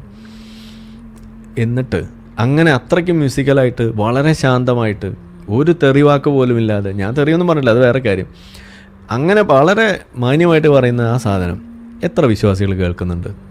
അത് നമ്മൾ വൈറ്റില മൊയ്സു ഒരു പുതിയ വീഡിയോ ഇറക്കിയിട്ട് നമുക്ക് പോയി കേട്ട് കളയാം, എന്നിട്ട് നമുക്കൊന്ന് മാറിക്കളയാം എന്നും പറഞ്ഞിട്ട് ഏതെങ്കിലും വിശ്വാസി ആ വഴിക്ക് പോകും? ഒരാളും പോകാൻ പോകുന്നില്ല. എന്താ കാരണം? ഒരു വൈ വേണം. അവിടെ വീണ്ടും നിങ്ങൾ ക്ലിനിക്കൽ സെറ്റിങ്ങിലേക്ക് വരാം. ഒരു നാട്ടിൽ ഏറ്റവും നല്ല ഡോക്ടർ അവിടെ താമസാക്കിയെന്ന് വിചാരിക്കുക, അവിടെ ചാർജ് എടുത്തു എന്ന് വിചാരിക്കുക. ഒരു ഹോസ്പിറ്റലിൽ രോഗി വരുമോ? അവിടെ നല്ലൊരു ഡോക്ടർ വന്നിട്ട് ഒന്ന് പോയി കണ്ടു കളയാം എന്ന് വിചാരിച്ചിട്ട് ഒരാളും പോവില്ല. ആ രോഗിക്ക് അസുഖം വേണം, അപ്പോഴാണ് ഡോക്ടറുടെ അടുത്തേക്ക് എത്തുള്ളൂ. എന്താണ് ആ അസുഖം? അവിടെയാണ് ഈ വൈ എന്ന് പറയുന്നത്. Why should I meet a doctor? ഇതാണ് അവിടുത്തെ ചോദ്യം. അപ്പോൾ അതിനെന്ത് വേണം? രോഗം വേണം. രോഗം എന്താണ്? ഈ പറയുന്ന ഇപ്പോൾ ഇസ്ലാമിൻ്റെ വിഷയം വരുമ്പോൾ അവിടുത്തെ രോഗം എന്താണ്? ഈ സാധനത്തെക്കുറിച്ച് അറിയാനുള്ളൊരു വാഞ്ച, ആ സാധനം വേണം. ഇത് എവിടെ നിന്ന് കിട്ടും? ഇത് ട്രിഗർ ചെയ്യണം ഈ സാധനം. അപ്പോൾ അങ്ങനെയാണ്, എന്നാൽ പിന്നെ ഒന്ന് അന്വേഷിച്ച് കളയണം, എന്നാൽ പിന്നെ അവന് 2 മറുപടി കൊടുത്തിട്ട് ബാക്കി കാര്യം എന്ന് പറയുന്ന ഒരു തോന്നൽ അവിടെ വരണം. ആ തോന്നൽ ഉണ്ടാക്കുക എന്നുള്ളതാണ് നമ്മുടെ പണി. ചോദ്യങ്ങൾ ഉണ്ടാക്കുക എന്നുള്ളത്, സംശയങ്ങൾ ഇട്ട് കൊടുക്കുക എന്നുള്ളതേ നമ്മൾ ചെയ്യേണ്ടുള്ളൂ. ഉത്തരങ്ങളൊക്കെ അവർക്ക് കണ്ടുപിടിക്കാനുള്ള വഴി ഇവിടെ ഉണ്ട്. ചോദ്യം ഇട്ട് കൊടുക്കാനും അവരെ ചോദ്യം ചോദിപ്പിക്കാനും സംശയങ്ങൾ ഉണ്ടാക്കിക്കാനുമാണ് ഇവിടെ മെനക്കേട്. ഉത്തരം കൊടുക്കാൻ വളരെ എളുപ്പമാണ്. ഇന്ന് ഉത്തരങ്ങൾ ഉണ്ടാക്കാൻ ഇവിടെ ഒരു മതവിമർശകൻ്റെ ആവശ്യമില്ല. ചുമ്മാ ഗൂഗിൾ അടിച്ചാൽ കിട്ടൂലേ. ഇപ്പോൾ ഇന്നിപ്പോൾ നമ്മൾ ഈ വീഡിയോ ഉണ്ടാക്കാൻ വേണ്ടിയിട്ട് ഓരോ ഹദീസ് എനിക്ക് വേണം. നമ്മൾ എവിടെ നിന്ന് ഈ ഹദീസ് എടുക്കുന്നത്? നമ്മൾ യൂട്യൂബ് ഈ ഗൂഗിൾ എടുക്കുന്നു. ഗൂഗിളിൽ തന്നെ ഇൻബിൽട്ടായിട്ട് അതിനകത്ത് ഇപ്പോൾ ജെമിനൈ അതിനകത്ത് നേരത്തെ ഇൻബിൽട്ടായിട്ട് വന്നിട്ടുള്ളതാണ്. അപ്പോൾ നമ്മൾ അതിനകത്ത് എടുത്തത് ഒരു സെർച്ച് ടേം ഞാൻ കാണിച്ചു തരാം, ജസ്റ്റ് പറഞ്ഞു കാണിച്ചു തരാം എങ്ങനെയാണ് ചെയ്യുന്നതെന്നുള്ളത്. ഒരു ഹദീസ് നമ്മൾ എടുക്കുന്നതാണ്. ആ ഹദീസ് ഇതാണ്: ഹദീസ് in which Aisha follows prophet in midnight to see what he does in sleep. ഇതാണ് നമ്മൾ ടൈപ്പ് ചെയ്യുന്നത്. ഗൂഗിൾ സെർച്ച് ചെയ്യുന്ന ടേമായി പറയുന്നത് ഹദീസ് in which Aisha follows prophet in midnight to see what he does in sleep. ഇതാണ് നമ്മൾ search ചെയ്യുന്നത്. അപ്പോൾ ആ ഹദീസ് അവിടെ ഇടുകയാണ്. ആ ഹദീസിൻ്റെ അർത്ഥം എന്താണ് വരുന്നത്? അത് ഇവിടെ കേൾപ്പിച്ചാലോ. The hadith you are referring to is an authentic narration, primarily found in Sahih Muslim, where Aisha, may Allah be pleased with her, secretly follows the Prophet Muhammad, peace be upon him, at night to see where he was going, not specifically to see what he did in sleep *. Summary of the hadith. 1. On a night when the Prophet, PBUH, was staying with Aisha, he waited until he thought she was asleep. 2. He quietly and slowly put on his clothes and left the house, making no noise. ബാക്കി കേട്ടല്ലോ. അപ്പോൾ ഇതാണ്, നിങ്ങൾ ആ ഹദീസ് ചോദിച്ചാൽ അതിൻ്റെ താഴെ റെഫറൻസ് അടക്കമാണ് വരുന്നത്. എന്താണ് ആ ഹദീസിൽ പറയുന്നതെന്നാണ് വരുന്നത്. അപ്പോൾ ഞാൻ പറഞ്ഞു, ഇവിടെ ജബ്ബാർ മാഷ് ഖുർആൻ ക്ലാസ് ഇറക്കുന്നുണ്ട്, ഓരോ ആളുകളും വീഡിയോ ഇറക്കുന്നുണ്ട്, ഞാനും ഇതേപോലെ പലതും ഇറക്കുന്നു. ഉത്തരങ്ങളാണ് നമ്മൾ കൊടുക്കുന്നതെന്ന് വിചാരിക്കുക. ഈ ഉത്തരം അവരിലേക്ക് എത്തണം എന്നുണ്ടെങ്കിൽ ആദ്യം കുടം തുറക്കണ്ടേ? കുടം തുറക്കാൻ ആരാണ് തുറക്കുക? ഇത് നമ്മൾ ചോദിക്കുന്നത്. ആര് തുറക്കും ഈ കുടം? നിങ്ങൾ ഉത്തരവായിട്ട് ഇങ്ങനെ കാത്തിരുന്ന്, നിങ്ങളുടെ കയ്യിൽ വലിയ ഹോസ്പിറ്റലുണ്ട്, വലിയ ഡോക്ടർമാർ, രോഗമില്ല എന്നുണ്ടെങ്കിൽ ഈ ഡോക്ടർ കൊണ്ട് ഹോസ്പിറ്റൽ കൊണ്ട് വല്ല കാര്യമുണ്ടോ? ഇതാണ് നമ്മൾ ചോദിക്കുന്നത്. വീണ്ടും മെഡിക്കൽ പ്രൊഫഷനിലേക്ക് വരികയാണ്. അപ്പോൾ രോഗം അത് അവിടെ ഉണ്ടോ ഇല്ലയോ, ഇതാണ് നമ്മൾ നോക്കേണ്ടത്. അപ്പോൾ ആ സാധനത്തെ നമ്മളവിടെ എന്നാൽ നമ്മളിവിടെ ഡീൽ ചെയ്യുന്ന സാധനം എന്താണ്? അലർജി പോലുള്ളൊരു അസുഖമാണ്. ഇത് ചെറിയ തോതിലൊരു സാധനം പറത്തി വിട്ടാൽ എല്ലാത്തിനും അവിടെ പ്രശ്നമാണ്. അപ്പോൾ അവർ വന്ന് മരുന്ന് വാങ്ങിച്ചങ്ങ് പോയിക്കോളും, ഡീസെൻസിറ്റൈസ് ചെയ്ത് വിടുക. അപ്പോൾ അവർ ആ പണിയായിട്ട് അങ്ങ് പോയി അവർ ചികിത്സ എടുത്ത് അവർ സ്വയം കണ്ടെത്തി ആ സാധനം പഠിച്ച് സാധനം അപ്പുറത്തേക്ക് അങ്ങോട്ട് മാറുന്നൊരവസ്ഥയിലേക്ക് വരും. ഇതാണ് ഇവിടെ ഉണ്ടാവുക. ഇതാണ് ഇവിടെ അവസ്ഥ. അപ്പോൾ ഞാൻ പറഞ്ഞത് ഈ തരത്തിൽ ഇവിടെ നടക്കുന്നു. അപ്പോൾ ഇനിയെങ്കിലും ഈ സാധനത്തിൽ എന്താ പറയണമെന്നുള്ളത് നമ്മളൊന്ന് മനസ്സിലാക്കിയാലേ ബാക്കി കാര്യങ്ങൾ കൂടി നമുക്ക് പറയാൻ പറ്റുള്ളൂ. അപ്പോൾ അത് കേട്ടിട്ട് നമുക്ക് പോവാം. പച്ച ഫക്കീറായ, ലോകത്തെ ഏറ്റവും വലിയ ഫക്കീറായ, പട്ടിണിയിൽ മുഴുക ജീവിച്ച മുത്തുനബി സ്വന്തം ഇച്ഛക്ക് വേണ്ടിയിട്ടോ അല്ലെങ്കിൽ സ്വസുഖങ്ങൾക്ക് വേണ്ടിയിട്ടോ സ്വന്തം വികാരത്തിന് വേണ്ടിയിട്ടോ ഈ ഒരുപാട് സ്ത്രീകളെ കല്യാണം കഴിക്കുമെന്ന് നിങ്ങൾക്ക് തോന്നുന്നുണ്ടോ? മുഹമ്മദ് നബി കല്യാണം കഴിച്ചത് മുഴുവൻ സ്വന്തം ഇച്ഛയ്ക്ക് വേണ്ടിയിട്ടോ ഇതിനൊന്നുമല്ല, വേറെ എന്തൊക്കെയോ ആണെന്നാണ് ഈ പറഞ്ഞു വെക്കുന്നത് കേട്ടോ. നമുക്കത് കാണാമല്ലോ എന്തൊക്കെയാണെന്നുള്ളത്. മതപരമായ, രാഷ്ട്രീയപരമായ, സാമൂഹികപരമായ, മാനുഷികപരമായ പല കാരണങ്ങളുടെ അടിസ്ഥാനത്തിലാണ് ഓരോ സ്ത്രീ മാനുഷികപരമായ നോട്ട് ദ പോയിന്റ് എല്ലാം പ്രവാചകങ്ങൾ കല്യാണം കഴിച്ചത്. 6-ാം വയസ്സിലും 8-ാം വയസ്സിലുള്ള പെണ്ണിനെ കല്യാണം കഴിച്ചു പറഞ്ഞിട്ട് മുത്തിനെ പിന്നെ ആക്ഷേപിക്കണ്ടല്ലോ. അവിടെ 25-ാം വയസ്സിൽ തന്റെ അപ്പോൾ 6-ാം വയസ്സിൽ കല്യാണം കഴിച്ചത് മൂപ്പര് സമ്മതിക്കാൻ കേട്ടോ. ഇനി വിശ്വാസികൾ അതില്ലാന്നൊന്നും പറഞ്ഞ് ഈ വഴിക്ക് വന്നേക്കരുത്. അപ്പോൾ ഇയാൾ പറയണത് എന്താണ്? 6-ാം വയസ്സിൽ മാത്രമല്ല കല്യാണം കഴിച്ചിരിക്കുന്നത്, 25-ാം വയസ്സിൽ 40-കാരിനെ കെട്ടിയിട്ടുണ്ട്. അപ്പോൾ നിങ്ങൾ ഇതൊക്കെ പറയണത് എന്തിനാണെന്ന് ഈ ചോദിക്കണത്? ഇയാൾ എനിക്ക് ഇഷ്ടപ്പെട്ടു. കാലത്ത് ഒറ്റ പെണ്ണിനെ നിബിധങ്ങൾ കല്യാണം കഴിച്ചിട്ടുള്ള ഒറ്റ പെണ്ണിനെ, അതും കല്യാണം കഴിച്ചത് 40 വയസ്സുള്ള വിധവയായ ഖദീജ ബീവിയെ. അതൊന്നും ആർക്കും പറയാൻ എന്താ, തൊളിന് നാവനങ്ങണില്ലേ. ഉമ്മു സലമ റളിയല്ലാഹു അൻഹ, യുദ്ധത്തിൽ ഭർത്താവ് മരണപ്പെട്ടപ്പോൾ വിധവയായി പോയ അലങ്കോലത്തിലുള്ള സ്ത്രീ. ഉമ്മു ഹബീബ റളിയല്ലാഹു അൻഹ, ഇസ്ലാം സ്വീകരിച്ചതിന്റെ പേരിൽ കുടുംബക്കാരെ മുഴുവൻ ഉപേക്ഷിക്കേണ്ടി വന്ന സ്ത്രീ. സഫിയ റളിയല്ലാഹു അൻഹ, യുദ്ധത്തിൽ കുടുംബക്കാരെ നഷ്ടപ്പെട്ടു പോയ യഹൂദ വനിത. ജുവൈരിയ റളിയല്ലാഹു അൻഹുമായി നടത്തുന്ന വിവാഹം. കാരണം അന്നത്തെ കാലഘട്ടം എന്നൊക്കെ പറഞ്ഞാൽ പരസ്പരം ചെറിയ മൈന്യൂട്ട് കേസുകൾക്ക് പോലും പരസ്പരം ഗോത്രങ്ങൾ തമ്മിൽ അങ്ങോട്ടും ഇങ്ങോട്ടും തല്ലുകൂടി കൊല വിളിച്ച് ഒരു പ്രശ്നം ആരാ ഉണ്ടാക്കണമെന്നുള്ളത് ആരും ചോദിക്കരുത് കേട്ടോ. പ്രശ്നം മൂപ്പർ തന്നെയാണ് ഉണ്ടാക്കണത്. എന്നിട്ട് പോയിട്ട് അവിടെയുള്ള ആളുകളെ കൊല്ലും, എന്നിട്ട് പോയിട്ട് വിവാഹം കഴിക്കും. എന്നുവെച്ചാൽ ആ പെണ്ണുങ്ങളെ കിട്ടാൻ വേണ്ടിയിട്ടാണ് ഈ പ്രശ്നം ഉണ്ടാക്കണത്, ഈ പെണ്ണുങ്ങളെ കിട്ടാൻ വേണ്ടിയിട്ടാണ് യുദ്ധം ഉണ്ടാക്കണത്. ഇതല്ല അതിൻ്റെ കാര്യം. എന്താ ഈ പറയുന്നത്, നമുക്ക് നോക്കാം, ഇത് കഴിയട്ടെ. ഒരുപാട് മരണങ്ങളും ഒരുപാട് പിഞ്ചു കുഞ്ഞുങ്ങളെയും സ്ത്രീകളെയൊക്കെ ചുട്ടുകൊന്നിരുന്ന ഒരു കാലഘട്ടമാണ്. ജുവൈരിയ റളിയല്ലാഹു അൻഹുമായി നടത്തിയ ഒറ്റ വിവാഹത്തിൽ ആ 2 ഗോത്രങ്ങൾക്കിടയിൽ സമാധാനം വന്നു. 100ഓളം വരുന്ന അടിമകളെ മോചനം നൽകി. ഈ പ്രായമുള്ളവരെയും വിധവകളായവരെയും അടിമകളെ വിമോചനം നൽകി എന്നാണ് പറയുന്നത്. എന്തിനു വേണ്ടിയിട്ടാണ് നമുക്കിപ്പോൾ കാണാം. സഫിയനെ സ്വന്താക്കാൻ വേണ്ടിയിട്ട് അടിമകളെ അങ്ങോട്ട് കൊടുത്തിട്ടാണ് സഫിയനെ സ്വന്താക്കണം കേട്ടോ. എന്നുവെച്ചാൽ അടിമയെ ഫ്രീ ആക്കുകയല്ലേ ചെയ്തത്. കയ്യിലുണ്ടായിരുന്ന അടിമകൾ അങ്ങോട്ട് കൊടുത്തിട്ട് ആ പെണ്ണിനെ ഇങ്ങോട്ട് വാങ്ങി. എങ്ങനെയുണ്ട്? ഇതാണ് പ്രവാചകൻ. നമുക്ക് കാണാം, വഴിയെ വരുന്നുണ്ട്. നഷ്ടപ്പെട്ടവരെയും ആരും നോക്കാല്ലാത്തവരെയൊക്കെ പിടിച്ച് പ്രവാചകൻ ഞങ്ങൾ കല്യാണം കഴിച്ചാൽ മുത്തുനബിക്ക് ബാധ്യത കൂടിയില്ല. എത്ര പൈസ വേണം പറയും, എത്ര പൈസ വേണം. ഫക്കീർ എന്നുള്ള ഫക്കീർ ചെറ്റക്കുടിലാണ് കിടന്നുറങ്ങിയത്. റൊട്ടിയായിരുന്നു കഴിച്ചിരുന്നത്. ഉറങ്ങി എണീറ്റുമ്പോ ഈന്തപ്പന ഓലയിൽ കടന്നുറങ്ങിയ ആ പാടുകൾ. അപ്പോൾ ഈ പെണ്ണുങ്ങളെ നോക്കാനാവുന്നുണ്ടെങ്കിൽ മാത്രമേ കല്യാണം കഴിക്കാൻ പാടുള്ളൂ എന്നുണ്ടല്ലോ. അപ്പോൾ നോക്കാനാവുന്നില്ലാത്ത ആളെന്തിനാണ് ഇത്രമാത്രം പെണ്ണുങ്ങളെ കെട്ടിക്കൂട്ടിയത്? അതാണ് ഇപ്പം ഞാൻ ആലോചിക്കുന്നത്. നിങ്ങൾക്ക് എല്ലാ പെണ്ണിനെയും ഒരേപോലെ നോക്കാൻ കേൾപ്പുണ്ടെങ്കിൽ മാത്രമേ കെട്ടാൻ പാടുള്ളൂ എന്ന് പറയുമ്പോൾ എന്തിനാണ് കാശില്ലാണ്ട് ഈ പറയുന്ന പരിപാടിക്ക് നടന്നത്? ഇത് ഒരു ചോദ്യമാണല്ലോ. ശരീരത്തിൽ വരുമായിരുന്നു. നല്ലൊരു വസ്ത്രം ധരിച്ചിട്ടില്ല, നല്ലൊരു വാഹനത്തിൽ സഞ്ചരിച്ചിട്ടില്ല, നല്ലൊരു ഭക്ഷണം കഴിച്ചിട്ടില്ല. ആ ഒന്നുമില്ലാത്ത മുത്തുനബി ഇമാതിരി റിസ്ക് എടുക്കോ? പിന്നെ എന്തിനു റിസ്ക് എടുത്തു? ഈ ഒന്നുമില്ലാത്ത ഈ മുത്തുനബി റിസ്ക് എടുത്തു. മതപരമായ, സാമൂഹികപരമായ, മാനുഷികപരമായ പല റീസൺസ്. ചരിത്രം പഠിക്ക്. ആരിഫെ ഒക്കെ തികഞ്ഞിരിക്കുമ്പോ ഈ നാവ് ഉണ്ടായ അങ്ങനെ ബളബളബളാറ് ബുടാൻ എല്ലാവർക്കും ഉപയോഗിക്കും. ചരിത്രം പഠിക്ക്, റിയൽ സ്റ്റോറി പഠിക്ക്. എന്തിനാണ് ഈ ഓരോ വിവാഹങ്ങളും നടക്കുന്നത് എന്നുള്ളത്. അല്ലാതെ അവിടുന്ന് ഇവിടുന്ന് വിളിച്ചു കൊല്ലുക, പെരി കയറ്റുക, തൻ്റെ കാമങ്ങൾക്കും ഇച്ഛകൾക്കും വേണ്ടിയിട്ടല്ല ഈ കല്യാണങ്ങൾ നടക്കുന്നത്. ഓക്കെ കേട്ടോ. ഓഹ്, ചങ്ങായി വല്ലാത്ത ഒരു അവസ്ഥയിലാണ്. എന്തായാലും മൂപ്പര് നമ്മളോട് പറഞ്ഞ ആ ഉപദേശം നമ്മൾ അങ്ങ് ശിരസ വഹിച്ചു. ഒന്ന് പഠിച്ചേക്കാന്ന് വിചാരിച്ചു. എന്നുവെച്ചാൽ എന്തിനാണ് മുഹമ്മദ് നബി ഈ ജാതി പരിപാടിക്ക് നടന്നതെന്നുള്ളത് നമ്മളൊന്ന് അറിയണമല്ലോ. ഇത് ഇപ്പോൾ മൂപ്പര് പറഞ്ഞു കഴിയുമ്പോൾ നമ്മളത് ചെയ്യണമല്ലോ. അതാണല്ലോ അതിൻ്റെ ഇപ്പോൾ ഒരു കീഴ്വഴക്കം. ഓരോരോ കീഴ്വഴക്കാവുമ്പോൾ അതുകൊണ്ട് ചെയ്യാന്നുള്ളതാണല്ലോ. അപ്പോൾ പിന്നെ നമുക്ക് ഒന്ന് പഠിച്ചളയാം. എന്ത് പറയണു? ഓക്കെ അല്ലേ? കാണാം. അപ്പോൾ മുഹമ്മദ്സ് മാരേജസ്, ഇതാണ് നമ്മളിന്ന് നോക്കാൻ പോകുന്ന ചരിത്രം.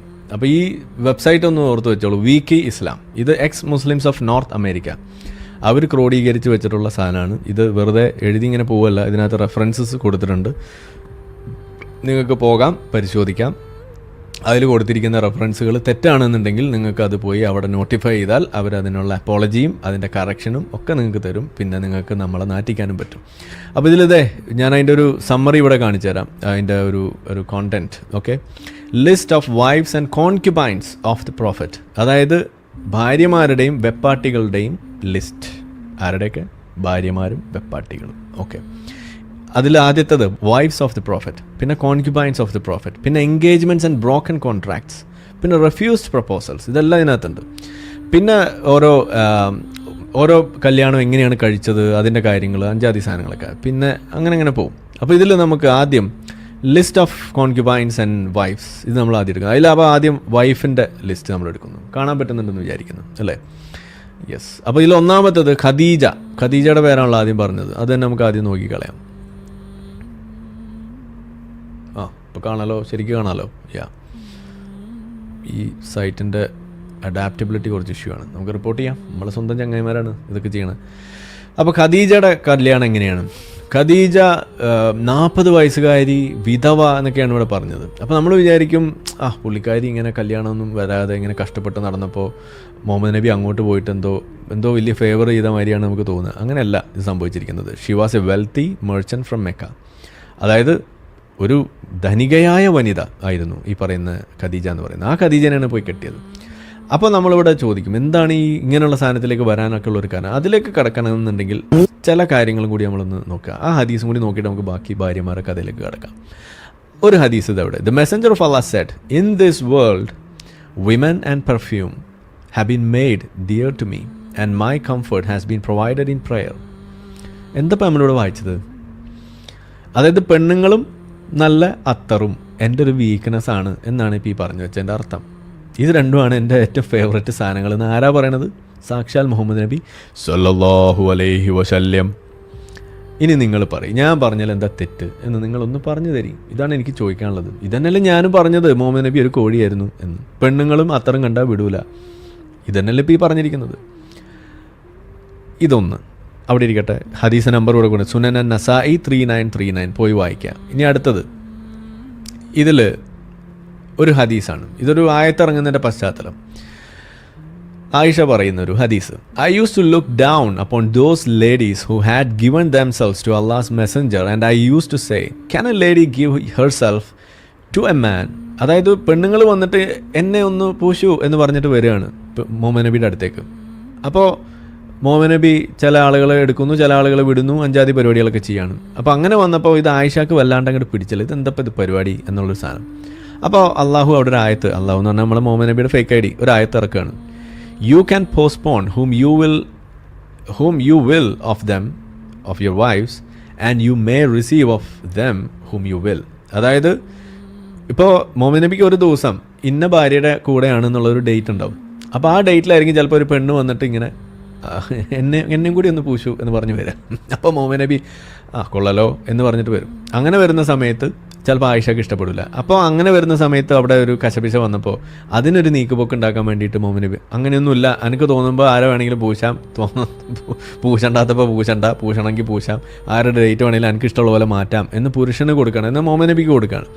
And you may receive of any of them whom you will and there is no blame on you if you invite one whose turn you have set aside temporarily. ഇതിനു വേണ്ടി ചില സമയങ്ങൾ അങ്ങോട്ടും ഇങ്ങോട്ടൊക്കെ മാറ്റി വെച്ചാൽ അതിൽ നീ വല്ലാതെ അങ്ങ് കുഴപ്പമൊന്നും ആക്കണ്ട. There is no blame on you, എൻ്റെ മേലെ കുറ്റമൊന്നുമില്ല എന്ന് അള്ളാഹു മുഹമ്മദ് നബിക്ക് ആയത്തിറക്കി കൊടുക്കുകയാണ്. അതായത് ഖുറാനിലെ ആയത്ത് 33-51 പശ്ചാത്തലമാണ് കേട്ടോ ഈ പറയുന്നത്. ഈ ഖുറാൻ മാത്രം എടുക്കൂ, ഹദീസ് എടുക്കില്ല എന്ന് പറയുന്ന ആളുകളോട് നമ്മൾ ചോദിക്കുന്ന ചോദ്യമാണ്, ഹദീസ് ഇല്ലാണ്ട് നിങ്ങൾ എങ്ങനെ ഖുറാൻ എടുക്കും? ഖുറാൻ്റെ ഒരു പശ്ചാത്തലം നിങ്ങൾക്ക് എവിടെ നിന്ന് കിട്ടുമെന്ന് ചോദിക്കുന്ന ഇതാണ് ഹദീസിൽ പറയുന്നത്. അപ്പോൾ അങ്ങനെ വന്നപ്പോൾ ആയിഷ മുഹമ്മദ് നബിയോട് പറയണം, I feel that your lord hastens in fulfilling your wishes and desires. എൻ്റെ പൂതിയൊക്കെ മുഹമ്മദ് നബിയോട് പറയുന്ന ഭാര്യയുടെ കഥയാണ് ഞാൻ ഈ പറയണത്. എൻ്റെ പൂതി നിറവേറ്റാൻ എൻ്റെ പടച്ചോന് വല്ലാത്ത തിടുക്കാണല്ലോ കോയ എന്ന് ആയിഷ മുഹമ്മദ് നബിയോട് പറയുന്ന കാഴ്ച. എന്താ ഇതിൻ്റെ അർത്ഥം ഒന്ന് പറഞ്ഞു തന്നാട്ടെ. I feel that your lord എന്നാണ് പറയുന്നത്. നമ്മുടെ പടച്ചോന്നും കൂടിയല്ല പറയുന്നത്. നമ്മളെ അൻവർ ഹാബേൽ എന്താ പറഞ്ഞത്? ആക്ക് നമ്മുടെ പടച്ചോനാണ് ഈ പറഞ്ഞ പെർഫെക്റ്റ് റേഷ്യോ ഉണ്ടാക്കിയെന്ന് പറഞ്ഞത്. അപ്പോൾ അവിടെ നമ്മുടെ പടച്ചോൻ എന്നാണ് പറഞ്ഞത്. പക്ഷേ ആയിഷ പറയുമ്പോൾ എന്താ പറയുന്നത്? നമ്മുടെ പടച്ചോൻ എന്നല്ല, എൻ്റെ പടച്ചോൻ എന്നാണ് പറയണത്. അപ്പോൾ എന്താ ഇതിൻ്റെ നമ്മൾ മനസ്സിലാക്കുക, ആയിഷക്ക് ഈ പറഞ്ഞ സാധനത്തിൽ വലിയ വിശ്വാസമൊന്നുമില്ല എന്നും കൂടിയാണ് ഇതിൽ നിന്ന് വരുന്നത്. അപ്പോൾ ഒന്ന് ആലോചിച്ച് നോക്കൂ. I feel that your lord hastens in fulfilling your wishes and desires. അള്ളാഹുവിൻ്റെ, അതായത് എൻ്റെ പടച്ചോന് എൻ്റെ ആഗ്രഹങ്ങളും പൂതിയൊക്കെ ഈ പറയുന്ന സാധനമൊക്കെ പൂർത്തീകരിക്കാൻ വല്ലാത്ത തിടുക്കാണല്ലോ എന്ന് ആയിഷ മുഹമ്മദിനെ കളിയാക്കുന്നതാണ് ഈ കാണുന്നത്. ഇതാണ് ഇതിൻ്റെ ഒരു പശ്ചാത്തലം. അപ്പോൾ ഇത് സ്വന്തം ഭാര്യയ്ക്ക് തോന്നിയ കാര്യമാണ് ഞാനിവിടെ പറഞ്ഞത്. അതായത് മുഹമ്മദ് ഒരു കസൽ കോഴിയായിരുന്നു, അതിനു വേണ്ടിയിട്ട് അള്ളാഹുവും കൂട്ടു നിൽക്കുന്നു, ഒരു കൂട്ടിക്കൊടുപ്പുകാരൻ്റെ റോളിൽ നിൽക്കുന്ന അള്ളാഹു. ഇതാണ് നമ്മളിവിടെ കണ്ടത്. ഇനി അടുത്തൊരു ഹദീസ്, ഈ ഹദീസിൻ്റെ നമ്പർ ഇവിടെ ഉണ്ട്, നസായി 3964 പോയി വായിക്കുക. ഒരു സഹീഹ് ആയിട്ടുള്ള ഹദീസ് തന്നെയാണ്. ഈ ഹദീസിൽ എന്താ എഴുതിയിരിക്കുന്നത് ഇവിടെ സൂം ചെയ്ത് കാണിക്കുന്നുണ്ട്. ഈ ഹദീസിൻ്റെ പശ്ചാത്തലമൊക്കെ നമ്മൾ എപ്പോഴും പറഞ്ഞിട്ടുള്ളതാണ്. അതായത് മുഹമ്മദ് നബിയും ആയിഷയും കൂടി രാത്രി ഒരു ദിവസം കടന്നുറങ്ങാൻ പോകുന്നു. അങ്ങനെ പോകുന്ന സമയത്ത് എന്ത് സംഭവിക്കുന്നു? രാത്രി ആയിഷ ഉറങ്ങി എന്ന് വിചാരിച്ചിട്ട് മുഹമ്മദ് നബി എഴുന്നേൽക്കുന്നു, എന്നിട്ട് പുറത്തേക്ക് പോകുന്നു. അപ്പോൾ ആയിഷ പെട്ടെന്ന് ധരിക്കുന്ന എന്താണ്? മൂപ്പര് മൂത്രം ഒഴിക്കാൻ പോകുന്നതായിരിക്കും, അല്ലെങ്കിൽ വെള്ളം കുടിക്കാൻ പോകുന്നതായിരിക്കും, അല്ലെങ്കിൽ ചിലപ്പോൾ അപ്പിയിടാൻ പോകുന്നതായിരിക്കും. ഇതൊന്നുമല്ല ആയിഷ വിചാരിച്ചത്. ഏതോ പെണ്ണിൻ്റെ അടുത്തേക്ക് പോകുന്നതായിരിക്കും എന്നാണ് ആയിഷ വിചാരിച്ചത്. അങ്ങനെ ആയിഷ പിന്നാലെ ഫോളോ ചെയ്യുന്നു. അങ്ങനെ ഫോളോ ചെയ്തിട്ട് തിരിച്ചു വരുന്നു. അപ്പോൾ അവിടെ പോയപ്പോൾ പെണ്ണിൻ്റെ അടുത്തല്ല പോയത്, വേറെ എന്തിനാണ് പോയത്. അവിടെ പോയി പ്രാർത്ഥിച്ചിട്ട് തിരിച്ചു വന്നു. പക്ഷേ തിരിച്ചു വന്നപ്പോഴേക്കും ആയിഷ ബെഡിൽ കിടന്ന് കിതയ്ക്കുന്ന കണ്ടപ്പോൾ മുഹമ്മദ് നബി ആയിഷയും കൂടിയിട്ട് കശപിശയായി. ആ കശപിശയാവുന്ന സമയത്ത് മുഹമ്മദ് നബി ആയിഷേനെ നെഞ്ചത്ത് ഒരു തള്ളു കൊടുക്കുന്നു. He gave me a show in the chest that hurt me. ആയിഷയുടെ അപ്പം ഇവിടെ പറയുന്നുണ്ട് ഭാര്യമാരെ ഒന്ന് തള്ളുകയോ തല്ലുകയോ ഒന്നും ചെയ്യാറില്ല എന്ന് പറയുന്ന ചില കാക്കാമാരെ അറിയാൻ വേണ്ടിയിട്ട് മുഹമ്മദ് നബി ആയിഷയെ തല്ലി എന്ന് തന്നെയാണ് ഇതിൻ്റെ അർത്ഥം. He gave me a show in the chest that hurt me. അപ്പോൾ നിങ്ങൾ വേദനിച്ചിട്ടില്ല, ചെറുതാണെന്ന് പറഞ്ഞാലും ആയിഷ പറഞ്ഞിരിക്കുന്നത് എനിക്ക് വേദനിച്ചു എന്നാണ് പറയുന്നത്. അപ്പോൾ വേദനിക്കുന്ന തരത്തിൽ അവിടെ ഒരു തള്ളൽ, ഒരു തല്ല് അതവിടെ ഉണ്ടായിട്ടുണ്ട്. അതിൻ്റെ അവിടെ എന്താണ് അതിൻ്റെ അറബി വാക്ക് ഇതാണ് എഴുതിയിരിക്കുന്നത്, ഫലഹദനി എന്നാണ് എഴുതിയിരിക്കുന്നത്. എന്ന് വെച്ചാൽ അവിടെ ഒരു വേദനിപ്പിക്കുന്ന ഒരു സാധനമാണ് അവിടെ നടന്നിരിക്കുന്നത്. നെഞ്ചത്താണ് മുഹമ്മദ് നബി ആയിഷേൻ്റെ നെഞ്ചത്താണ് കൊടുത്തിരിക്കുന്നത്. അപ്പോൾ ആയിഷ കുട്ടിയാണെന്നും കൂടി ഒന്ന് ആലോചിച്ച് നോക്കുക. ഓക്കെ, അപ്പോൾ ഇതാണ് സംഭവം. അപ്പോൾ ഇവിടെ ഈ സംഭവം കഥയൊക്കെ വലിയ ഹദീസൊക്കെയാണ്, അതൊക്കെ നമ്മൾ വിടുന്നു. പക്ഷേ ഇതിവിടെ വരുന്ന സൂചന എന്താണ്, തരുന്ന സൂചന എന്താ? ഇവിടെ നമ്മളെ മറ്റേ കുരുപൊട്ടിയ നമ്മളുടെ ഉസ്താദ് എന്താ പറഞ്ഞത്? ഉസ്താദ് പറഞ്ഞത് എന്തെല്ലാം മാനവിക പരിഗണനയാണ്, ഇത്തരത്തിലുള്ള ഒരു പരിഗണന, ഇങ്ങനെ സ്ത്രീകളുടെ ശരീരം മോഹിച്ചിട്ടൊന്നും അല്ല മോഹനവി ചെയ്തതെന്നൊക്കെയാണ് ഇവിടെ പറയുന്നത്. പക്ഷെ ആയിഷ എന്താ ചിന്തിച്ചത്? ആയിഷ ചിന്തിച്ചത് എന്നോട് ഉറങ്ങിക്കിടത്തിട്ട് മൂപ്പര് വേറെ ആരോ പൂശാൻ പോവാണ് എന്ന് ആയിഷ ചിന്തിക്കുന്നു. ഞാൻ എപ്പോഴും ചോദിക്കാറുണ്ട്, നിങ്ങൾ ഇവിടെ ഉറങ്ങിക്കിടക്കുമ്പോൾ നിങ്ങളുടെ ഭാര്യ അല്ലെങ്കിൽ നിങ്ങൾ ഉറങ്ങിക്കിടക്കുമ്പോൾ നിങ്ങളുടെ ഭാര്യ എന്തായിരിക്കും ചിന്തിക്കുന്നത്? നിങ്ങൾ പെട്ടെന്ന് ഭാര്യ ഉറക്കത്തിൽ നിന്ന് എണീറ്റ് നോക്കുന്നു, അപ്പോൾ അവിടെ ഭർത്താവിനെ കാണാനില്ല. ഭാര്യ എന്തായിരിക്കും ചിന്തിക്കുക? നമ്മുടെ നാട്ടിലെ നാട്ടും പുറത്തൊരു സാധാരണ ഭാര്യയും ഭർത്താവിനെ നിങ്ങളെടുക്കുക, ആ ഭാര്യ എന്തായിരിക്കും ചിന്തിക്കുക? ഞാൻ എപ്പോഴും പറയുന്ന കാര്യമാണ്, വെള്ളം കുടിക്കാൻ പോയിന്നോ അല്ലെങ്കിൽ മൂത്രമൊഴിക്കാൻ പോയിന്നോ. ഇനി അങ്ങ് അറ്റം ഒക്കെ പോയി കഴിഞ്ഞാൽ വിചാരിക്കുമോ ഇനി വല്ല അവിടെ വല്ല തല കറങ്ങി വീണ് കിടക്കുന്നുണ്ടാവും, അല്ലെങ്കിൽ ഇങ്ങനെ രാത്രി നടക്കുന്ന അസുഖം ഉണ്ടാവും, അപ്പോൾ നടക്കാൻ പോയി. അതല്ലെങ്കിൽ ഇനി സ്റ്റെയർ കേസിൻ്റെ മുകളിൽ നിന്ന് ഉരുണ്ട് താഴെ വീണു, അതല്ലെങ്കിൽ 10ാം നിലയിൽ നിന്ന് താഴെ വീണു. ഇതൊക്കെ ആയിരിക്കുമല്ലോ നമ്മൾ ചിന്തിക്കുക. കൂടിപ്പോയാൽ ചിന്തിക്കുന്ന അതല്ലേ, അല്ലാതെ രാത്രി എന്നെ ഉറക്കിക്കിടത്തിട്ട് വേറെ ആരെയോ പൂശാൻ പോയി എന്ന് നമ്മുടെ നാട്ടിൽ ഏതെങ്കിലും പെണ്ണ് വിചാരിക്കുമോ? ഇല്ല. പക്ഷേ സാക്ഷാൽ മുഹമ്മദ് നബി സല്ലല്ലാഹു അലൈഹി വസല്ലത്തിൻ്റെ ഭാര്യ, ഈ പറയുന്ന മാനവരിൽ മഹോന്നതനാണ് എന്ന് നമ്മൾ നാഴികയ്ക്ക് 40 വട്ടം വിളിച്ചു പോകുന്ന ഈ പറയുന്ന മുഹമ്മദ് നബി സല്ലല്ലാഹു അലൈഹി വസല്ലത്തിൻ്റെ ഭാര്യ ചിന്തിച്ചത് എന്നെ ഉറക്കി കിടത്തിയിട്ട് ആരോ പൂശാൻ പോയിരിക്കുകയാണെന്നാണ്. എന്നിട്ട് നമ്മളോട് പറയാണ് മുഹമ്മദ് നബി കല്യാണം കഴിച്ചത് ഈ പെണ്ണുങ്ങളെ പിന്നാലാണെന്നൊക്കെ. ഈ ശരീരമൊന്നും മോഹിച്ചിട്ടല്ല, വേറെ ഒന്നുമില്ല. എന്താണ് മറ്റേ മാനവികത, പിന്നെ യുദ്ധം, മറ്റേ ജിയോ പൊളിറ്റിക്സ് ഒക്കെ ആയിരുന്നു കാരണം. ജിയോ പൊളിറ്റിക്സിനൊക്കെ വേണ്ടിയിട്ട് ആരെങ്കിലും പെണ്ണ് കിട്ടുമെന്നാണ് ഞാൻ ആലോചിക്കുന്നത്. പോട്ടെ, ഇതാണ് ഇവിടെ പറഞ്ഞു വെക്കുക. അപ്പോൾ അതിൻ്റെ ഇടയിൽ കൂടെ നമുക്ക് കിട്ടിയ ബോണസ് പോയിൻ്റാണ് ആയിഷയെ അള്ളാഹുവിൻ്റെ പ്രവാചകൻ ഈ വേദനിപ്പിച്ചതിൻ്റെ, തല്ലിയതിൻ്റെ ഒരു സാധനം കൂടിയാണ് നമുക്കിവിടെ വെക്കുന്നത്. He gave me a show in the chest. ഇനി ഇത് തല്ലിയതല്ല, തള്ളിയതല്ല, വേദനിപ്പിച്ചിട്ടില്ല എന്നൊക്കെ നിങ്ങളൊന്ന് വന്ന് വാദിക്ക്. ഇത് ഞാൻ പറഞ്ഞൊരു നുണയായിട്ട് നിങ്ങൾ എടുത്തിട്ടെങ്കിലും നിങ്ങൾ ഇതിനൊന്ന് പൊളിച്ച് കാണിക്കുന്നതാണ് എനിക്ക് പറയാനുള്ളത്. അപ്പോൾ ഇതാണ് ആ കഥ. അപ്പോൾ ഇനി നമുക്ക് നമ്മളുടെ ബാക്ക് ടു അവർ ബിസിനസ്, നമ്മളുടെ വെബ്സൈറ്റിലേക്ക് നമുക്ക് കിടക്കാം. അയ്യോ, നിങ്ങൾ ഈ പറഞ്ഞ സാധനമൊന്നും കണ്ടിട്ടുണ്ടാവില്ല അല്ലേ? സോറി ട്ടാ. എന്തായാലും കേട്ടല്ലോ, കുഴപ്പമില്ലല്ലോ. ഇനി കട്ട് ചെയ്തിരുമ്പോൾ നമുക്ക് ഇടാം.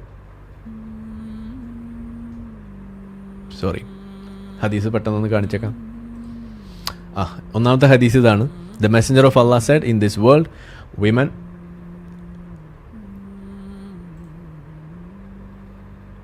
women and perfume have been made dear to me. ഇതാണ് ഞാൻ ആദ്യം പറഞ്ഞ ഹദീസ്. ഇതൊക്കെ ഞാൻ ആ പേജ് കാണിക്കാൻ വിട്ടുപോയി.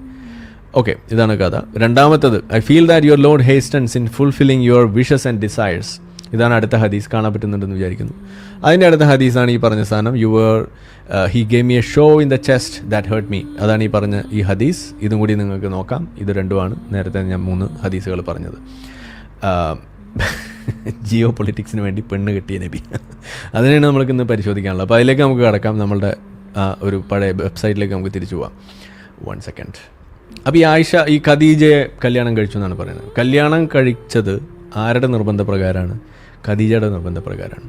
ഖദീജയാണ് മുഹമ്മദ് നബിയെ പ്രപ്പോസ് ചെയ്തത്. അതായത് ഇവിടെ എഴുതി വെച്ചു, she was a wealthy merchant from Mecca who employed the 24-year-old Muhammad and then proposed marriage. She was a mother of 6 of his children and a key character in the earliest development of Islam. She was Muhammad's only wife as long as she lived. വേറെ കല്യാണം കഴിച്ചാൽ പണി കിട്ടുമായിരുന്നു, അതുകൊണ്ട് വേറെ കല്യാണം കഴിക്കാൻ ആൾ സമ്മതിച്ചില്ല. ഖദീജ മരിച്ചോടുകൂടിയാണ് പിന്നെ ഈ പറയുന്ന ടിൻഡർ ലൈഫ് തുടങ്ങുന്നത് കേട്ടോ, അത് വേറെ കാര്യം. അപ്പോൾ ഇതാണ് സംഭവിക്കുന്നത്. ഇനി ഇതിൽ തന്നെ ഈ കല്യാണം കഴിക്കുന്നത് എങ്ങനെയാണ്? ഈ ഖദീജയുടെ ഫാദർ എന്ന് പറയുന്നത് അവിടുത്തെ ഒരു വലിയ ഒരു ഗോത്രമാണ്, ഖുറൈഷ് ഗോത്രം. അതേസമയം നമ്മളുടെ മുഹമ്മദ് എന്ന് പറയുന്നത് അത്ര വലിയ ഒരു ഉന്നത കുലജാതനൊന്നുമല്ല. അവിടുത്തെ ഒരു തെണ്ടിച്ചെറുക്കൻ, അത്രയേ ഉള്ളൂ. അപ്പോൾ ആ ഒരു ബന്ധത്തിനോട് ഖദീജയുടെ ബാപ്പാക്ക് വലിയ താല്പര്യം ഉണ്ടായിരുന്നില്ല. അപ്പോൾ ഖദീജയുടെ ബാപ്പ ഈ പ്രപ്പോസലുമായിട്ട് ഖദീജ വീട്ടിൽ ചെല്ലുമ്പോൾ അതിനെ എതിർക്കുകയും അങ്ങനെ അവസാനം മുഹമ്മദ് നബിയെ കല്യാണം കഴിക്കണമെന്നുള്ള ആഗ്രഹം മൂത്തിട്ട് സ്വന്തം ബാപ്പാനെ കുടിപ്പിച്ച് കിടത്തിയിട്ട് മയക്കി കിടത്തിയിട്ടാണ് അവിടെ കല്യാണം കഴിപ്പിക്കുന്നത് എന്നുള്ളതാണ് നമുക്ക് കാണാൻ കഴിയുന്ന കഥ. അത് വേറൊരു കഥയായിട്ട് തന്നെ അവിടെ നിൽക്കുന്നുണ്ട്. അങ്ങനെ ഒരു കഥയുണ്ട് എന്നുള്ളതാണ് ഇതിൽ ഏറ്റവും വലിയ തമാശ. അതൊരു ഇവർ പറയുന്നത് കള്ളക്കഥയാണ്. എന്ത് തന്നെയായാലും അങ്ങനെ ഒരു കള്ളക്കഥയുണ്ട്. ഒരാളെക്കുറിച്ചൊരു കള്ളക്കഥ ഉണ്ടാവുക എന്ന് പറഞ്ഞാൽ അതിൻ്റെ അർത്ഥം എന്താണെന്നാണ് എനിക്ക് മനസ്സിലാവാത്തത്. ഒരു ഗോസിപ്പ് എന്നുള്ള നിലയ്ക്കാണെങ്കിലും ഒരാളെക്കുറിച്ചും ഇപ്പോൾ എന്നെക്കുറിച്ചൊക്കെ എന്തെല്ലാം കഥകൾ ഉണ്ടാവുന്നു എന്ന് പറഞ്ഞ മാതിരി ഇതൊക്കെ ആളുകൾ വിശ്വസിക്കുന്നു. പല ആളുകൾ അത് വിശ്വസിക്കുന്നുണ്ട്. നമുക്കവിടെ തെറ്റ് പറയാനൊന്നും പറ്റില്ല. പക്ഷെ അങ്ങനെ ഉണ്ടാവണം എന്തുകൊണ്ടാണ്? നമുക്കത് ഉണ്ടാകാനുള്ള സാധ്യതയുണ്ട് എന്നുള്ള ഒരു ധാരണപ്പുറത്താണല്ലോ അവരത് ചെയ്യുന്നത്. എന്ന് പറഞ്ഞ മാതിരി ഒരാളെക്കുറിച്ചൊരു കള്ളക്കഥ ഉണ്ടാകുന്ന എപ്പോഴും മുഹമ്മദ് നബിയെക്കുറിച്ച് അങ്ങനെ ഒരു കള്ളക്കഥയാണെങ്കിൽ പോലും അത് ഉണ്ടാകുന്നുണ്ടെങ്കിൽ എന്തിൻ്റെ അടിസ്ഥാനത്തിലാണ്? അങ്ങനെ ഉണ്ടാകാനുള്ളൊരു സാധ്യത അവിടെ ഉണ്ട് എന്നുള്ളതിൻ്റെ പേരിലാണ്. അത് തന്നെയാണ് ഇവിടെ കാണുന്നത്. ഇതൊക്കെ ഇതേ കിതാബുകളിൽ നിന്ന് നിങ്ങൾക്ക് വായിക്കാൻ പറ്റും.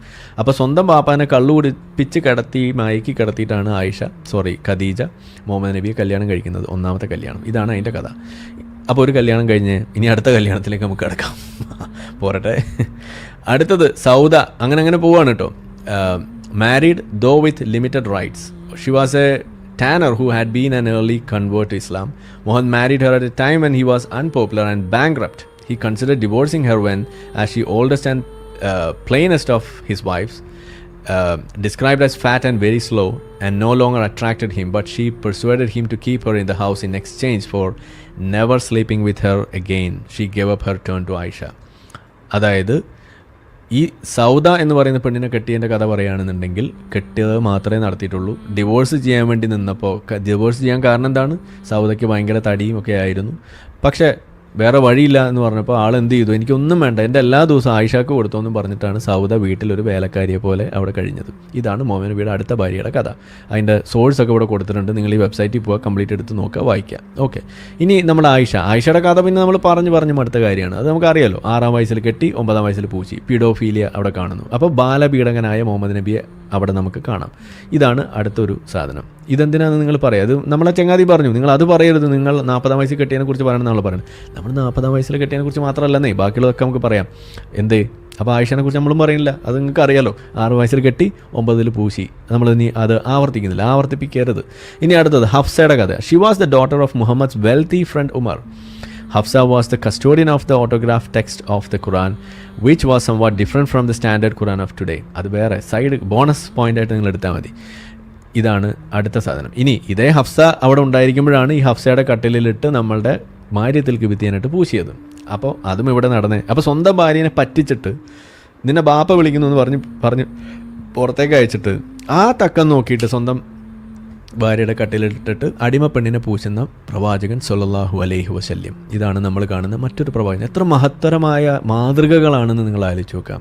അപ്പോൾ നിങ്ങൾ ഉസ്താദുമാരൊക്കെ അവരൊക്കെ ചെയ്യുന്നുണ്ടാവും ഇത്. അതുകൊണ്ടായിരിക്കണമല്ലോ ഇതൊക്കെ വലിയ സംഭവമായിട്ട് പറയണത്. അല്ലാതെ ഇത് ഇങ്ങനെയാണെന്ന് അറിഞ്ഞു കഴിഞ്ഞാൽ ഏതെങ്കിലും വിശ്വാസി ഇതൊക്കെ വലിയ സംഭവമായിട്ട് എടുക്കുമോ? ഇല്ല. ഇതാണ് നമ്മൾ പറയുന്നത്. ഇതൊക്കെ നമ്മളെ കൂടെ പറയിപ്പിക്കണമാണ് കേട്ടോ. നിങ്ങൾ വെറുതെ ഒരു ആവശ്യമില്ലാതെ അവിടെ ഞാൻ എൻ്റെ വഴിക്ക് പോയിരുന്നല്ലേ.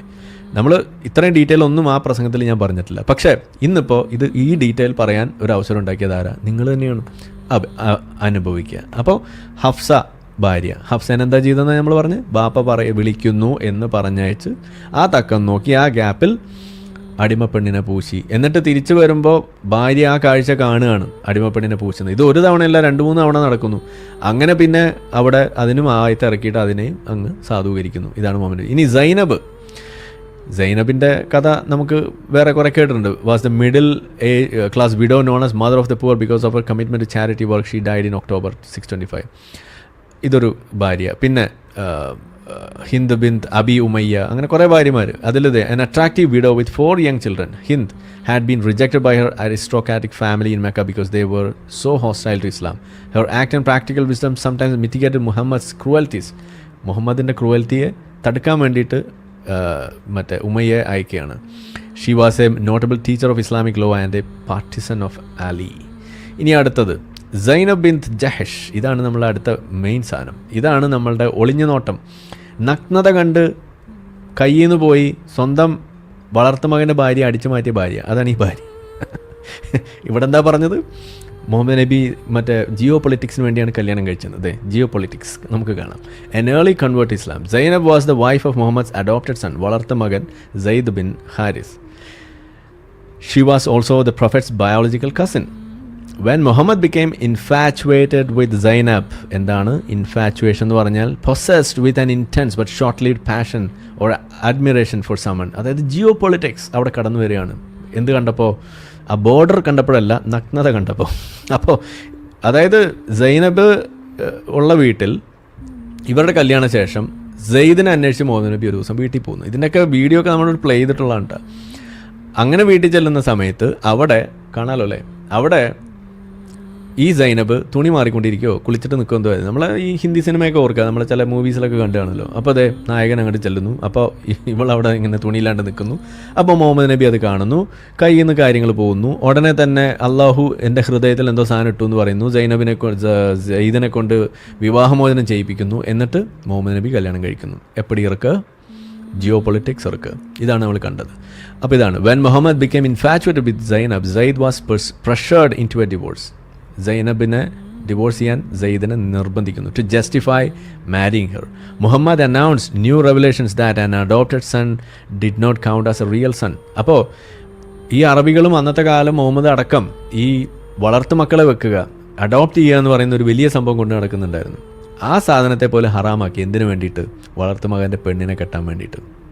ഇത്ര മഹത്തരമായ കാര്യങ്ങളാണെന്ന് ആലോചിക്കുക. അപ്പോൾ ഇന്നിപ്പോൾ വളർത്തുമകൻ്റെ പെണ്ണിനെ കെട്ടുക എന്ന് പറയുന്നത് ഹലാലും വളർത്ത് മക്കളെ വെക്കുക എന്ന് പറയുന്നത് ഹറാമുമായിട്ട് മാറി ഇസ്ലാമിൽ. എന്ത് കാരണം? വളർത്തുമകൻ്റെ പെണ്ണിനെ കാമിച്ചതിൻ്റെ പേരിൽ. ഇതാണ് ഇസ്ലാമിൽ ഉണ്ടായിട്ടുള്ളൊരു സാധനം. ഇതിന് കാരണക്കാരനായത് ആരാണ്? വളർത്തുമകനാണോ? അല്ല. വളർത്തുമകൻ്റെ ഭാര്യയാണോ? അതുമല്ല. പിന്നെ ആരാണ്? ഈ വളർത്തുമകൻ്റെ ഭാര്യയെ കാമിച്ച മുഹമ്മദ്. ആ മുഹമ്മദിനെയാണ് നമ്മൾ എന്തെന്ന് വിളിക്കണം? മുഹമ്മദ് നബി സല്ലല്ലാഹു അലൈഹി വസല്ലം എന്ന് വിളിക്കേണ്ടത്. മനസ്സിലായല്ലോ? Geopolitics, simple geopolitics. നിങ്ങൾക്ക് ജാവ മനസ്സിലാവുന്നുണ്ടല്ലോ അല്ലേ? പവർഫുള്ളാണ് ജിയോ പൊളിറ്റിക്സ്, പവർഫുള്ളാണ് ജിയോ പൊളിറ്റിക്സ്, മനസ്സിലാവുന്നുണ്ടല്ലോ അല്ലേ? അതെ. ഇനി അടുത്തത്. So Zainab was not his daughter-in-law, and as a prophet he was allowed more than the standard 4 wives. Muhammad നബി ആയതുകൊണ്ട് 4-ൽ കൂടുതൽ. Zainab excelled at leather crafts. അത് പിന്നെ പറയണം. ഇനി ജുവൈരിയയുടെ സാധനം എന്താണ്? The daughter of an Arab chief, she was taken prisoner when Muhammad attacked her tribe. അപ്പോൾ മുഹമ്മദ് അങ്ങോട്ട് പോയിട്ട് അവരുടെ ഗോത്രം കൊള്ളയടിക്കുന്നു, എന്നിട്ട് അതിൽ നിന്ന് പിടിക്കുന്നു. Muhammad did not make a habit of marrying his war captives, but Aisha claim the Juwairi was so beautiful that men always fell in love with her at first sight. അങ്ങനെ Aisha കൂട്ടിക്കൊടുത്തിട്ടാണ് ഈ പറഞ്ഞതിനെ കല്യാണം കഴിക്കണമെന്നാണ് പറയുന്നത് കേട്ടോ, വേറെ ഒന്നുമല്ല. അപ്പോൾ അവിടെ പറയണത് നിങ്ങൾ ആലോചിക്കുക, ജിയോ പൊളിറ്റിക്സ് ആണ് കേട്ടോ മൊത്തം. അതായത് എന്താ പറയുന്നത്? Aisha claim that Juwairi was so beautiful that men always fell in love with her at first sight. Pure geopolitics ഇവിടെ കാണുന്നുണ്ടല്ലോ അല്ലേ? ഇതിലെവിടെയാണ് കാമം വരുന്നത്? ബ്യൂട്ടി ഒരു എലമെൻ്റ് ആവുന്നത് എവിടെയാണ്? ഇല്ല. ഇതെല്ലാം ജിയോ പൊളിറ്റിക്സ് ആണ്. ജിയോ പൊളിറ്റിക്സ് പവർഫുള്ളാണ്, സിമ്പിളുമാണ്. മനസ്സിലാവുന്നുണ്ടല്ലോ അല്ലേ? യെസ്. അടുത്തത് Ramla. Xi was A daughter of Abu Sufyan, the Meccan chief who led the resistance against Muhammad, but she had been a teenage convert Islam. Teenage ആണ് കേട്ടോ. This marriage offset some of Muhammad's political humiliation in the Treaty of Hudaybiyah by demonstrating that he could command the loyalty of his adversary's own daughter. Ramla was devoted to Muhammad and quick to pick quarrels with people who were not. അപ്പോൾ ഈ Hudaibiya സന്ധിയിൽ ഉണ്ടായിട്ടുള്ള ആ ഒരു നാണക്കേട് അത് മറയ്ക്കാൻ വേണ്ടിയിട്ട് നടത്തിയ ഒരു ശ്രമം. ഇത് പ്യുവർ ജിയോ പൊളിറ്റിക്സ് ആണ്. പക്ഷേ അവിടെ തിരഞ്ഞെടുത്തിരിക്കുന്നത് ഒരു ടീനേജിനെയാണ് കേട്ടോ. അത് നമ്മളൊന്ന് മറന്നേക്കുക. ടീൻ ലവ് വളരെ ബ്യൂട്ടിഫുൾ. ഇനി അടുത്തത് സഫിയനെ കുറിച്ചൊക്കെ ഇവിടെ പറഞ്ഞു. ഗോത്രത്തിൽ അവിടെ യുദ്ധത്തിൽ കൊല്ലപ്പെട്ട ആ വിധവയെ സംരക്ഷിച്ചതാണ് ഒരു തെറ്റെന്നാണ് ചോദിച്ചത്. നമുക്ക് എന്താ സംരക്ഷിച്ചാൽ നോക്കാം. Xi was A beautiful daughter of A Jewish chief. Beautiful ആണ് കേട്ടോ, അത് മറന്നു പോകാൻ പാടില്ല. ഹുയൈ ഇബൻ അഖ്താബ് ഇതാണ് ആളുടെ പേര്. അതായത് ഈ പറയുന്ന ആ ജൂയിഷ് ഗോത്രത്തിൻ്റെ, അതായത് ഖൈബറാണെന്നാണ് എൻ്റെ ഓർമ്മ, ഖൈബറിൻ്റെ ഗോത്രത്തിൻ്റെ തലവൻ. Muhammad married her on the day he defeated the last Jewish tribe in Arabia. Jewish tribe, അപ്പോൾ ജൂത കൂട്ടക്കൊല ഓർമ്മ മനസ്സിലാവുന്നുണ്ടല്ലോ അല്ലേ? Only hours after he had supervised the slaying of Kinana, her second husband. അപ്പോൾ ഈ പെണ്ണിനൊരു ഹസ്ബൻഡ് ഉണ്ടായിരുന്നു, മുഹമ്മദ് നബി പോയി കൊന്നതാണ്.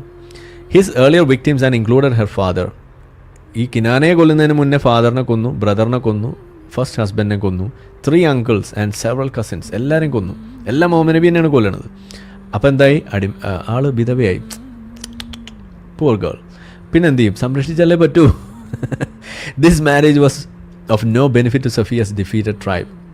അപ്പം ജിയോ പൊളിറ്റിക്സിന് പ്രത്യേകിച്ച് സ്ഥാനമൊന്നുമില്ല. Who were banished from Arabia few years later. Though some consider that it was politically significant that Safiya's presence in Muhammad's household was an open demonstration that he had defeated the Jews. അപ്പോൾ ഞാൻ ജ്യൂസിനെയും അവിടെ തോൽപ്പിച്ചിട്ടുണ്ട് എന്നുള്ള സിഗ്നലിന് വേണ്ടിയിട്ടാണ് സഫിയ അവിടെ ഉണ്ടായിരുന്നത് എന്നുള്ളതാണ് ഇതിൽ പറഞ്ഞത്. ഇനി ഇതിൻ്റെ പിന്നിലുള്ള കഥ എന്ന് പറഞ്ഞു കഴിഞ്ഞാൽ, ഈ സഫിയെ കല്യാണം കഴിച്ച് ഇങ്ങനെ യുദ്ധത്തിൽ പിടിക്കുന്നു, ഇതൊക്കെ സംഭവിച്ചല്ലോ. മീൻസ് ഈ ഗോത്രം കൊള്ളയടിക്കുന്ന സമയത്ത് പെണ്ണുങ്ങളെയൊക്കെ പങ്കിട്ടെടുത്തപ്പോൾ ഈ സഫിയേനെ കിട്ടിയത് വേറൊരാൾക്കാണ്. ദിഹിയത്തുൽ കൽബ് എന്നോ അങ്ങനെയാണ് ആളുടെ പേര്.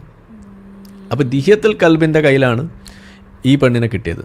അപ്പോൾ ആരോ പറഞ്ഞു ഈ കിനാനയുടെ, അതായത് ഈ ഗോത്രത്തലവൻ്റെ മകൾ ഭാര്യ, പുള്ളിക്കാരി വേറെ ഏതൊരു ചങ്ങാതിക്കാണ് കിട്ടിയിരിക്കണം. അത് ശരിക്കും she belongs to prophet Muhammad. ഇത് മൂപ്പർക്ക് തന്നെ കിട്ടേണ്ടത്. കാരണം എന്താണ്? Geopolitics, beauty. കാരണം അവൾ അത്രയ്ക്ക് സുന്ദരിയാണ്. അപ്പോൾ സുന്ദരിയായ സഫിയ അത് ശരിക്കും പോകേണ്ടത് ആർക്കാണ്? അത് മുഹമ്മദ് നബിക്കാണ് എന്ന് ആര് പറയുന്നു? സഹാബികൾ പറയുന്നു, സഹസഹാബികൾ. അപ്പോൾ സഹാബികൾക്ക് അറിയാം ജിയോ പൊളിറ്റിക്സ് എന്താണെന്നുള്ളത്. അപ്പോൾ ജിയോ പൊളിറ്റിക്സ് അത് അറിയുന്നതുകൊണ്ട് അവർ നേരെ മുഹമ്മദിൻ്റെ അടുത്തേക്ക് വിവരെത്തിക്കുന്നു. അപ്പോൾ മുഹമ്മദ് നബി ഇന്ന് അപ്പം ഇങ്ങോട്ട് പോന്നോട്ടെ എന്ന് പറയുന്നു. അപ്പോൾ ദിയത്തുൽ കൽബ് അതിന് സാധനം ആവശ്യപ്പെടുകയാണ്. ഇതിന് എന്തെങ്കിലും എനിക്കിങ്ങോട്ട്, അത് ശരി, ഞാനിപ്പോൾ ഒരു പെണ്ണിനെ അങ്ങോട്ട് വരുമ്പോൾ അങ്ങോട്ട് എനിക്ക് എന്തെങ്കിലും കിട്ടണ്ടെന്ന് പറയുകയാണ്. അപ്പോൾ അങ്ങോട്ടേക്ക് 7 പെണ്ണുങ്ങളെ, വേറെ അടിമ പെണ്ണുങ്ങളെ അങ്ങോട്ട് കൊടുത്തിട്ട് ഈ സഫിയനെ മുഹമ്മദ് നബി പർച്ചേസ് ചെയ്യുകയാണ്. Note the word, purchase. അങ്ങനെ പർച്ചേസ് ചെയ്തിട്ട് രാത്രി, പിന്നെ അതൊക്കെ കഴിഞ്ഞ് തിരിച്ചു വരുന്ന സമയത്ത് അവിടെ ഈ രാത്രി കൂടാരത്തിൽ പിന്നെ എന്താ സംഭവിക്കാമെന്ന് നിങ്ങൾക്ക് അറിയാമല്ലോ. ടെൻറ്റ് കെട്ടി. അപ്പോൾ ടെൻറ്റ് കെട്ടിയിട്ട് അവിടെ നിൽക്കുമ്പോൾ ഇതിൻ്റെ പുറത്ത് ആളുകൾ തടിച്ചുകൂടി നിൽക്കുകയാണ്, സഹാബികൾ. അവരുടെ ആവശ്യം എന്താണെന്നറിയോ?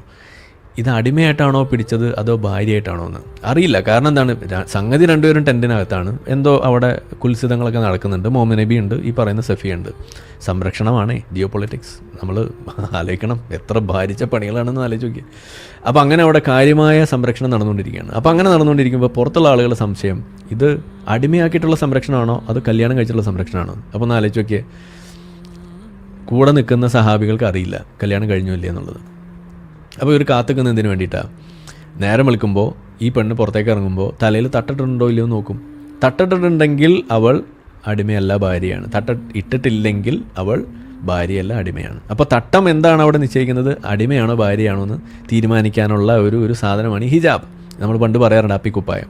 ഇതാണ് അവിടെ നടക്കുന്നത്. അപ്പോൾ ഈ അടിമ ഏത്, സ്വതന്ത്ര സ്ത്രീ ഏത് എന്ന് തിരിച്ചറിയിക്കാനുള്ള ഒരു മതചിഹ്നം, ഇസ്ലാമിക ചിഹ്നമാണ് ഹിജാബ്. ഇതാണ് ആളുകൾ അവിടെ കാത്തു നിന്ന് പരീക്ഷിക്കുന്നത്. അപ്പോൾ അവർ നോക്കുമ്പോൾ രാവിലെ നേരം വിളിക്കുമ്പോൾ സംരക്ഷണമൊക്കെ കഴിഞ്ഞ് ജിയോ പൊളിറ്റിക്സൊക്കെ അത്യാവശ്യം സംസാരിച്ച് ഉറപ്പാക്കി തീരുമാനമാക്കി എല്ലാം അവിടെ സീസ് ഫയറും ഉണ്ടാക്കിയതിന് ശേഷം അവർ പുറത്തേക്ക് ഇറങ്ങുമ്പോൾ സഫിയയുടെ തലയിൽ തട്ടമുണ്ട്. അപ്പോൾ ആളുകൾക്ക് മനസ്സിലായി, ഇനി പോയിക്കോ, ഇനി രക്ഷയില്ല, ഇനി നമുക്ക് ഒളിഞ്ഞു നോക്കാൻ പറ്റില്ല, ഇനി നമുക്ക് പൂവാലന്മാരായിട്ട് നടക്കാൻ പറ്റില്ല. അവൾ പോയി, അവൾ ഭാര്യയായി. ഇങ്ങനെയാണ് അവർ ഭാര്യയാണോ ഭർത്താവാണോ എന്ന് തീരുമാനിക്കുന്നത്.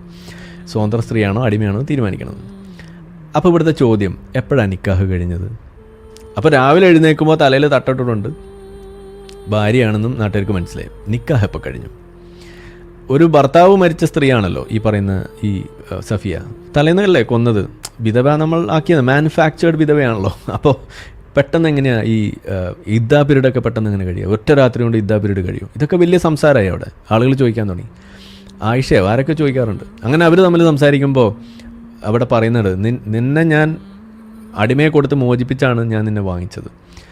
ആ മോചനം തന്നെയാണ് നിനക്കുള്ള മഹർ, നിനക്കുള്ള യോനിക്കൂലി എന്നാണ് മുഹമ്മദ് നബി ആളോട് പറഞ്ഞത്. ഇതാണ് അവിടുത്തെ കഥ. എങ്ങനെയുണ്ട്? എപ്പടി ഇറക്ക്, ജിയോ പൊളിറ്റിക്സ് എപ്പടി ഇറക്ക്, ഇതാണ് ആ സാധനം. ഇതാണ് അവിടെ നടക്കുന്നത്. ഇനി ഇത് മാത്രമല്ല, അപ്പോഴും ഒരു പ്രശ്നമുണ്ട്. ഇനി അതാണെങ്കിൽ തന്നെ ഇതിനാരാ സാക്ഷി? അപ്പോൾ അവിടെ പറയുന്നത് സാക്ഷി അള്ളാഹു ആണെന്നാണ് പറയുന്നത്. അടിപൊളി. ഇതാണ് ഇങ്ങനെ അള്ളാഹു സാക്ഷി എന്നിട്ട് പല കല്യാണങ്ങൾ പിന്നെയും നടക്കാറുണ്ട്. ഇത് നമ്മുടെ നാട്ടുകാർ വെടിവെക്കാൻ പോകുമെന്ന് പറയും. അത്രയേ ഉള്ളൂ. ആരാ സാക്ഷി? അള്ളാഹു സാക്ഷി. എന്താണ് മഹർ? എല്ലാം കഴിഞ്ഞപ്പോൾ കൂലി കൊടുത്തല്ലോ, അതാണല്ലോ മഹർ. കൂലി നേരത്തെ കൊടുക്കാൻ വേണമെങ്കിൽ ഇച്ചിരി അരമണിക്കൂർ നേരത്തെ പുറപ്പെടാം എന്ന് പറയണ മാതിരി ഇത്രയാണ് അവിടെ നടന്നത്.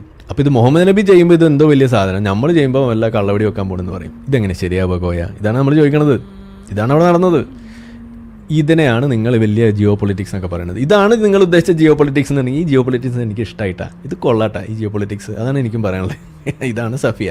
ഇനി അടുത്തത് മൈമൂന. ഇങ്ങനെ കുറേ സാധനങ്ങൾ പോവാണ്. ഇനിയിപ്പോൾ ഏതായാലും കല്യാണം കഴിച്ചതിൻ്റെ കഥ പറഞ്ഞല്ലോ. ഇനി ഡിവോഴ്സ് ചെയ്തതിൻ്റെ കഥ ഇതിവർ പറയില്ല. മുഹമ്മദ് നബി വിവാഹങ്ങൾ മാത്രമല്ല കഴിച്ചിട്ടുള്ളത്, വിവാഹം മോചനവും നടത്തിയിട്ടുണ്ട്. അതിവർ പറയണ്ടേ? ഈ വിവാഹ മോചനം എന്തിനാണ് നടത്തിയത് അതും കൂടി പറയണല്ലോ. ഇതിൽ ഒരു വിവാഹമോചനം നടത്തിയ ആളുടെ പേര് മുലൈഖ ബിന്ത് cab. Her family resisted the Muslim invasion of Mecca. Needing to appease the conqueror, they gave him the beautiful Mulaika as a bride. അപ്പോൾ മുഹമ്മദ് നബീനെ ഒന്ന് ശമിപ്പിക്കാൻ വേണ്ടിയിട്ട് ഒരു പെണ്ണിനെ കൊടുത്തു. അതാണ് Mulaika. When she realized that Muhammad's army had killed her father, she demanded a divorce. എൻ്റെ ബാപ്പാനെ കൊന്നത് താനാണല്ലേ, ഞമ്മളില്ല, എനിക്ക് തലാക്ക് വേണമെന്ന് പറഞ്ഞു. Which she granted Har. She died A few weeks later. അപ്പോൾ സ്വന്തം ബാപ്പാനെ കൊന്ന പെണ്ണിനെ മുഹമ്മദ് നബിക്ക് കെട്ടിച്ചു കൊടുക്കുന്ന അവസ്ഥ എന്തിനു വേണ്ടിയിട്ടാണ്? മൂപ്പരെ ഒന്ന് ശമിപ്പിക്കാൻ വേണ്ടിയിട്ട്. ജിയോ പൊളിറ്റിക്സ് വർക്കൗട്ട് ആയില്ല. അതാണ് ഉണ്ടായത്. എന്താ കാരണം? സ്വന്തം ബാപ്പാനെ കൊന്ന പെണ്ണ് പിന്നെ ഇതേപോലെ ചെയ്യണമെന്നുണ്ടെങ്കിൽ ആ പെണ്ണിന് ഇച്ചിരി മാനവും മര്യാദയും ഇച്ചിരി എന്താ പറയുക ആത്മാഭിമാനമുള്ളൊരു പെണ്ണായി. അതുകൊണ്ട് മുഹമ്മദിൻ്റെ ഈ പറയുന്ന സാധനത്തിന് നിന്നില്ല, അവിടെ ഡിവോഴ്സ് വാങ്ങിച്ചു പോയി. ഇതാണ് പെണ്ണ്. ഇതാണ് കണ്ടുപിടിക്കേണ്ടത്. ആത്മാഭിമാനമുള്ള പെണ്ണുങ്ങൾ ഇങ്ങനെയാണ് നിൽക്കുക എന്ന് നമ്മൾ പറയുന്നത് അതുകൊണ്ടാണ്. ഇനി അടുത്തത് ഫാത്തിമ അൽ ആലിയ ബിന്ത് സബിയാൻ അൽ ദഹിയക്. നല്ല പേര് കേട്ടോ, കൊച്ചു കുട്ടികൾക്ക് ഇടാൻ പറ്റിയ പേരാണ്. She was the daughter of a minor chief who had converted to Islam. Muhammad divorced her after only a few weeks because she peeked at men in the mosque courtyard. Muhammad നബിക്ക് സംശയരോഗമുള്ള കാര്യം നിങ്ങൾക്ക് അറിയില്ല അല്ലേ? അങ്ങനെയുണ്ട്. Fatima had to work for the rest of her life as a dung collector and she outlived all Muhammad's widows. അപ്പോൾ ആരും ഒളിഞ്ഞു നോക്കി എന്ന പേരും പറഞ്ഞുകൊണ്ട് ജിയോ പൊളിറ്റിക്സ് ആണ്. ജിയോ പൊളിറ്റിക്സിൻ്റെ ഇടയിൽ കല്യാണമൊക്കെ കഴിക്കും, പക്ഷേ ഒളിഞ്ഞു നോട്ടം അത് നമ്മൾ വെച്ച് പൊറപ്പിക്കില്ല. അത് അപ്പം തന്നെ തലാക്ക്. ഇതാണ് സംഭവിക്കുക. ഇതാണ് ഉണ്ടായത്. ഇനി അടുത്തത് Asma ബിന്ത് Nu'man. She was a princess from Yemen whose family hoped the marriage alliance would ward off a military invasion from Medina.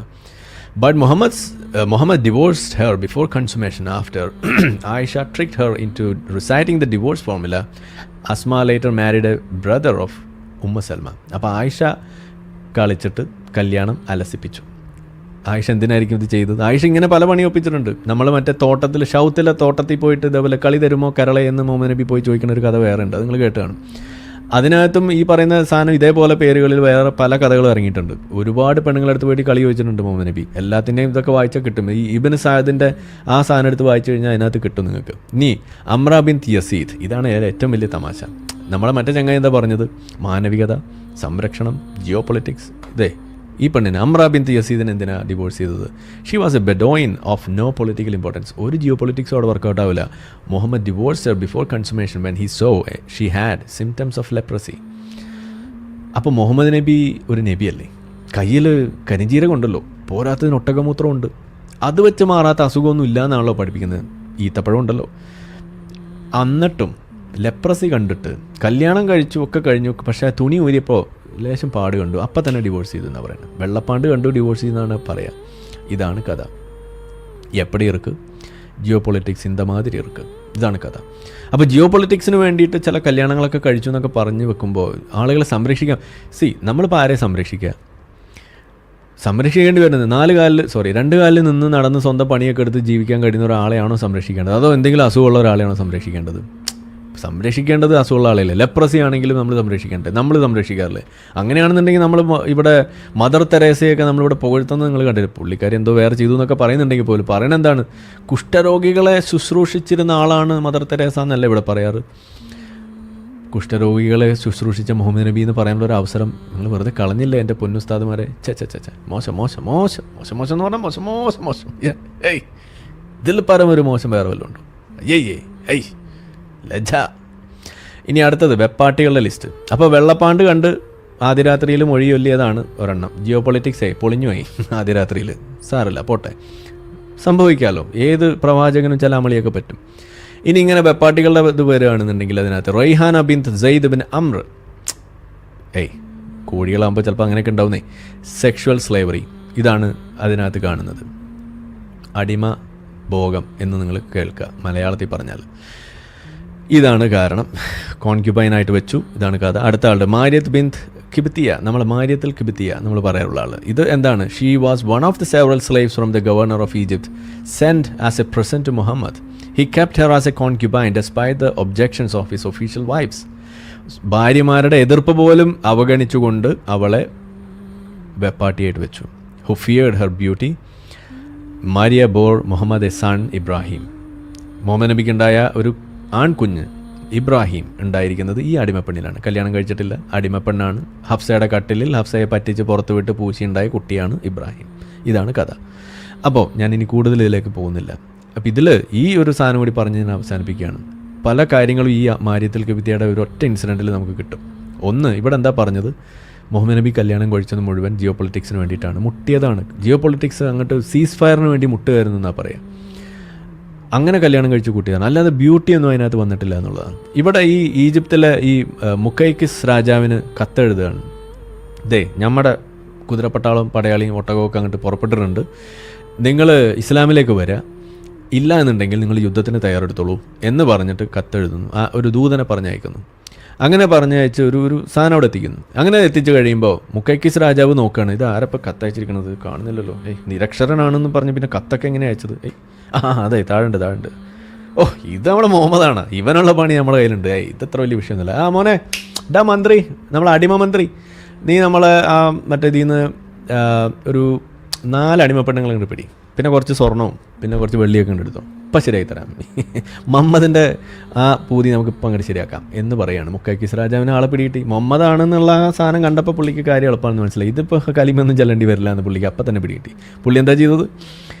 ആ മന്ത്രിനെ വിളിച്ച്, അടിമകളെ നോക്കുന്ന ചുമതലയുള്ള മന്ത്രി ഉണ്ടല്ലോ, ആ മന്ത്രിയെ വിളിച്ചൊരു 4 അടിമപ്പെണ്ണുങ്ങളെ വിളിച്ചു. കുറച്ച് സ്വർണം, കുറച്ച് ആവശ്യത്തിന് ഉന്നക്കായും സാധനമൊക്കെ പൊതിഞ്ഞ് കെട്ടി എന്നിട്ട് കൊടുത്തു വിട്ടു. എന്നിട്ട് പറഞ്ഞു, അതെ മോനെ, നീ തിരിച്ചു പോകുമ്പോൾ ഇത് മുഹമ്മദിനെ കൊണ്ട് കൊടുക്കുക. എന്നിട്ട് പറയാം, താങ്കളുടെ ക്ഷണം എനിക്ക് കിട്ടിയിട്ട് ഒരു കത്ത് ഞാൻ തന്നിട്ട് അതങ്ങ് കൊടുത്താൽ മതി. അവന് വായിക്കാറില്ല, അപ്പോൾ ഇതൊന്ന് വായിച്ചു കൊടുക്കണം. നിരക്ഷരനാണല്ലോ, അപ്പോൾ എന്ത് പറയണം? ഇത് വായിച്ചു കൊടുക്കുക. ഇതിൽ എഴുതിയിരിക്കണം ഇതാണ്: കത്ത് കിട്ടി, കൊള്ളാം, idea is good but not working. Idea is good but not working. അപ്പോൾ തൽക്കാലം മോൻ ഇത് പിടി, നമുക്ക് പിന്നെ ആലോചിക്കാം. ഞാൻ കൊടുത്തുവിട്ട സാധനം ഇഷ്ടമാകുമെന്ന് കരുതുന്നു എന്ന് മുക്കൈക്കിസ് ഇക്ക ഒപ്പ്. യെസ്, സാധനം കൊടുത്തുവിട്ടു. മുഹമ്മദ് നബിയുടെ അടുത്തെത്തുന്നു ദൂതൻ. നോക്കുമ്പോൾ ഒട്ടകപ്പുറത്ത് ഇതായിരിക്കണു 4 അടിമ പെണ്ണുങ്ങൾ. 4 എണ്ണത്തിന് പോട്ടാനുള്ള കെൽപ്പില്ലല്ലോ. ഞാനൊരു ഫക്കീറായി പോയില്ലേ. ഇതിപ്പോൾ എന്തപ്പോൾ ചെയ്യുക? ഒരു നേരത്തേക്കുള്ള സാധനം തന്നെ ഇപ്പോൾ ജൂതൻ്റെ അടുത്താണ് എൻ്റെ പടയെങ്കിൽ ഇരിക്കണത്. ഇനിയിപ്പോൾ അടുത്ത പടയെങ്കിൽ വെച്ചാൽ ബദറിന് എങ്ങനെ ഞാൻ പോകും? പിന്നെ ഇപ്പോൾ അപ്പുറത്ത് അത് കഴിഞ്ഞിട്ട് ഉഹുദുള്ളതാണ്, പിന്നെ അത് കഴിഞ്ഞിട്ട് ഖന്തക്കുള്ളതാണ്. യുദ്ധങ്ങൾ വേറെ വരണ്ടേ? പടയെങ്കിൽ ഇപ്പോൾ എല്ലാം കൊണ്ട് ഇപ്പോൾ പണയം വെക്കാൻ പറ്റില്ലല്ലോ. തൽക്കാലം ഒരു കാര്യം ചെയ്യും, 4 എണ്ണത്തിന് വിട്ടുണ്ടല്ലോ, ഒരെണ്ണം ഇവിടെ വെക്കട്ടെ, ബാക്കിയൊക്കെ നിങ്ങൾ വേറെ എവിടെയെങ്കിലും വിട് എന്നുള്ള രീതി. 4 എണ്ണോ 2 എണ്ണം കണ്ടാണ്. എന്തായാലും ഒരെണ്ണം ഇവിടെ വന്നോട്ടെ, ബാക്കിയൊക്കെ കണ്ട് വേറെ ആർക്കെങ്കിലും കൊടുക്കുന്നു പറഞ്ഞിട്ട് ബാക്കിയുള്ള ആളുകളൊക്കെ വീതിച്ചു കൊടുത്തു. സ്വർണ്ണമൊക്കെ പുള്ളി കയ്യിലും വെച്ചു. എന്നിട്ട് ഈ അടിമ, ഈ പറയുന്ന ഈ ഉള്ളതിൽ ഏറ്റവും ബ്യൂട്ടിഫുൾ, അപ്പോൾ ഈ ഉള്ള കൊടുത്തുവിട്ട അടിമകളിൽ ഏറ്റവും ജിയോ പൊളിറ്റിക്കലി ബ്യൂട്ടിഫുൾ ആയിട്ടുള്ള ആ അടിമയാണ് മുഹമ്മദ് നബി കൈ വെച്ചത്. ബ്യൂട്ടി കുറഞ്ഞ ആ ജിയോ പൊളിറ്റിക്കലി ബ്യൂട്ടി കുറഞ്ഞ ആ പെണ്ണിനെ വേറെ ആൾക്ക് കൊടുത്തു. എപ്പടിയർക്ക്? ജിയോ പൊളിറ്റിക്സർക്ക്. അങ്ങനെയാണ് സാധനം മുഹമ്മദിൻ്റെ കട്ടിലിൽ വരുന്നത്.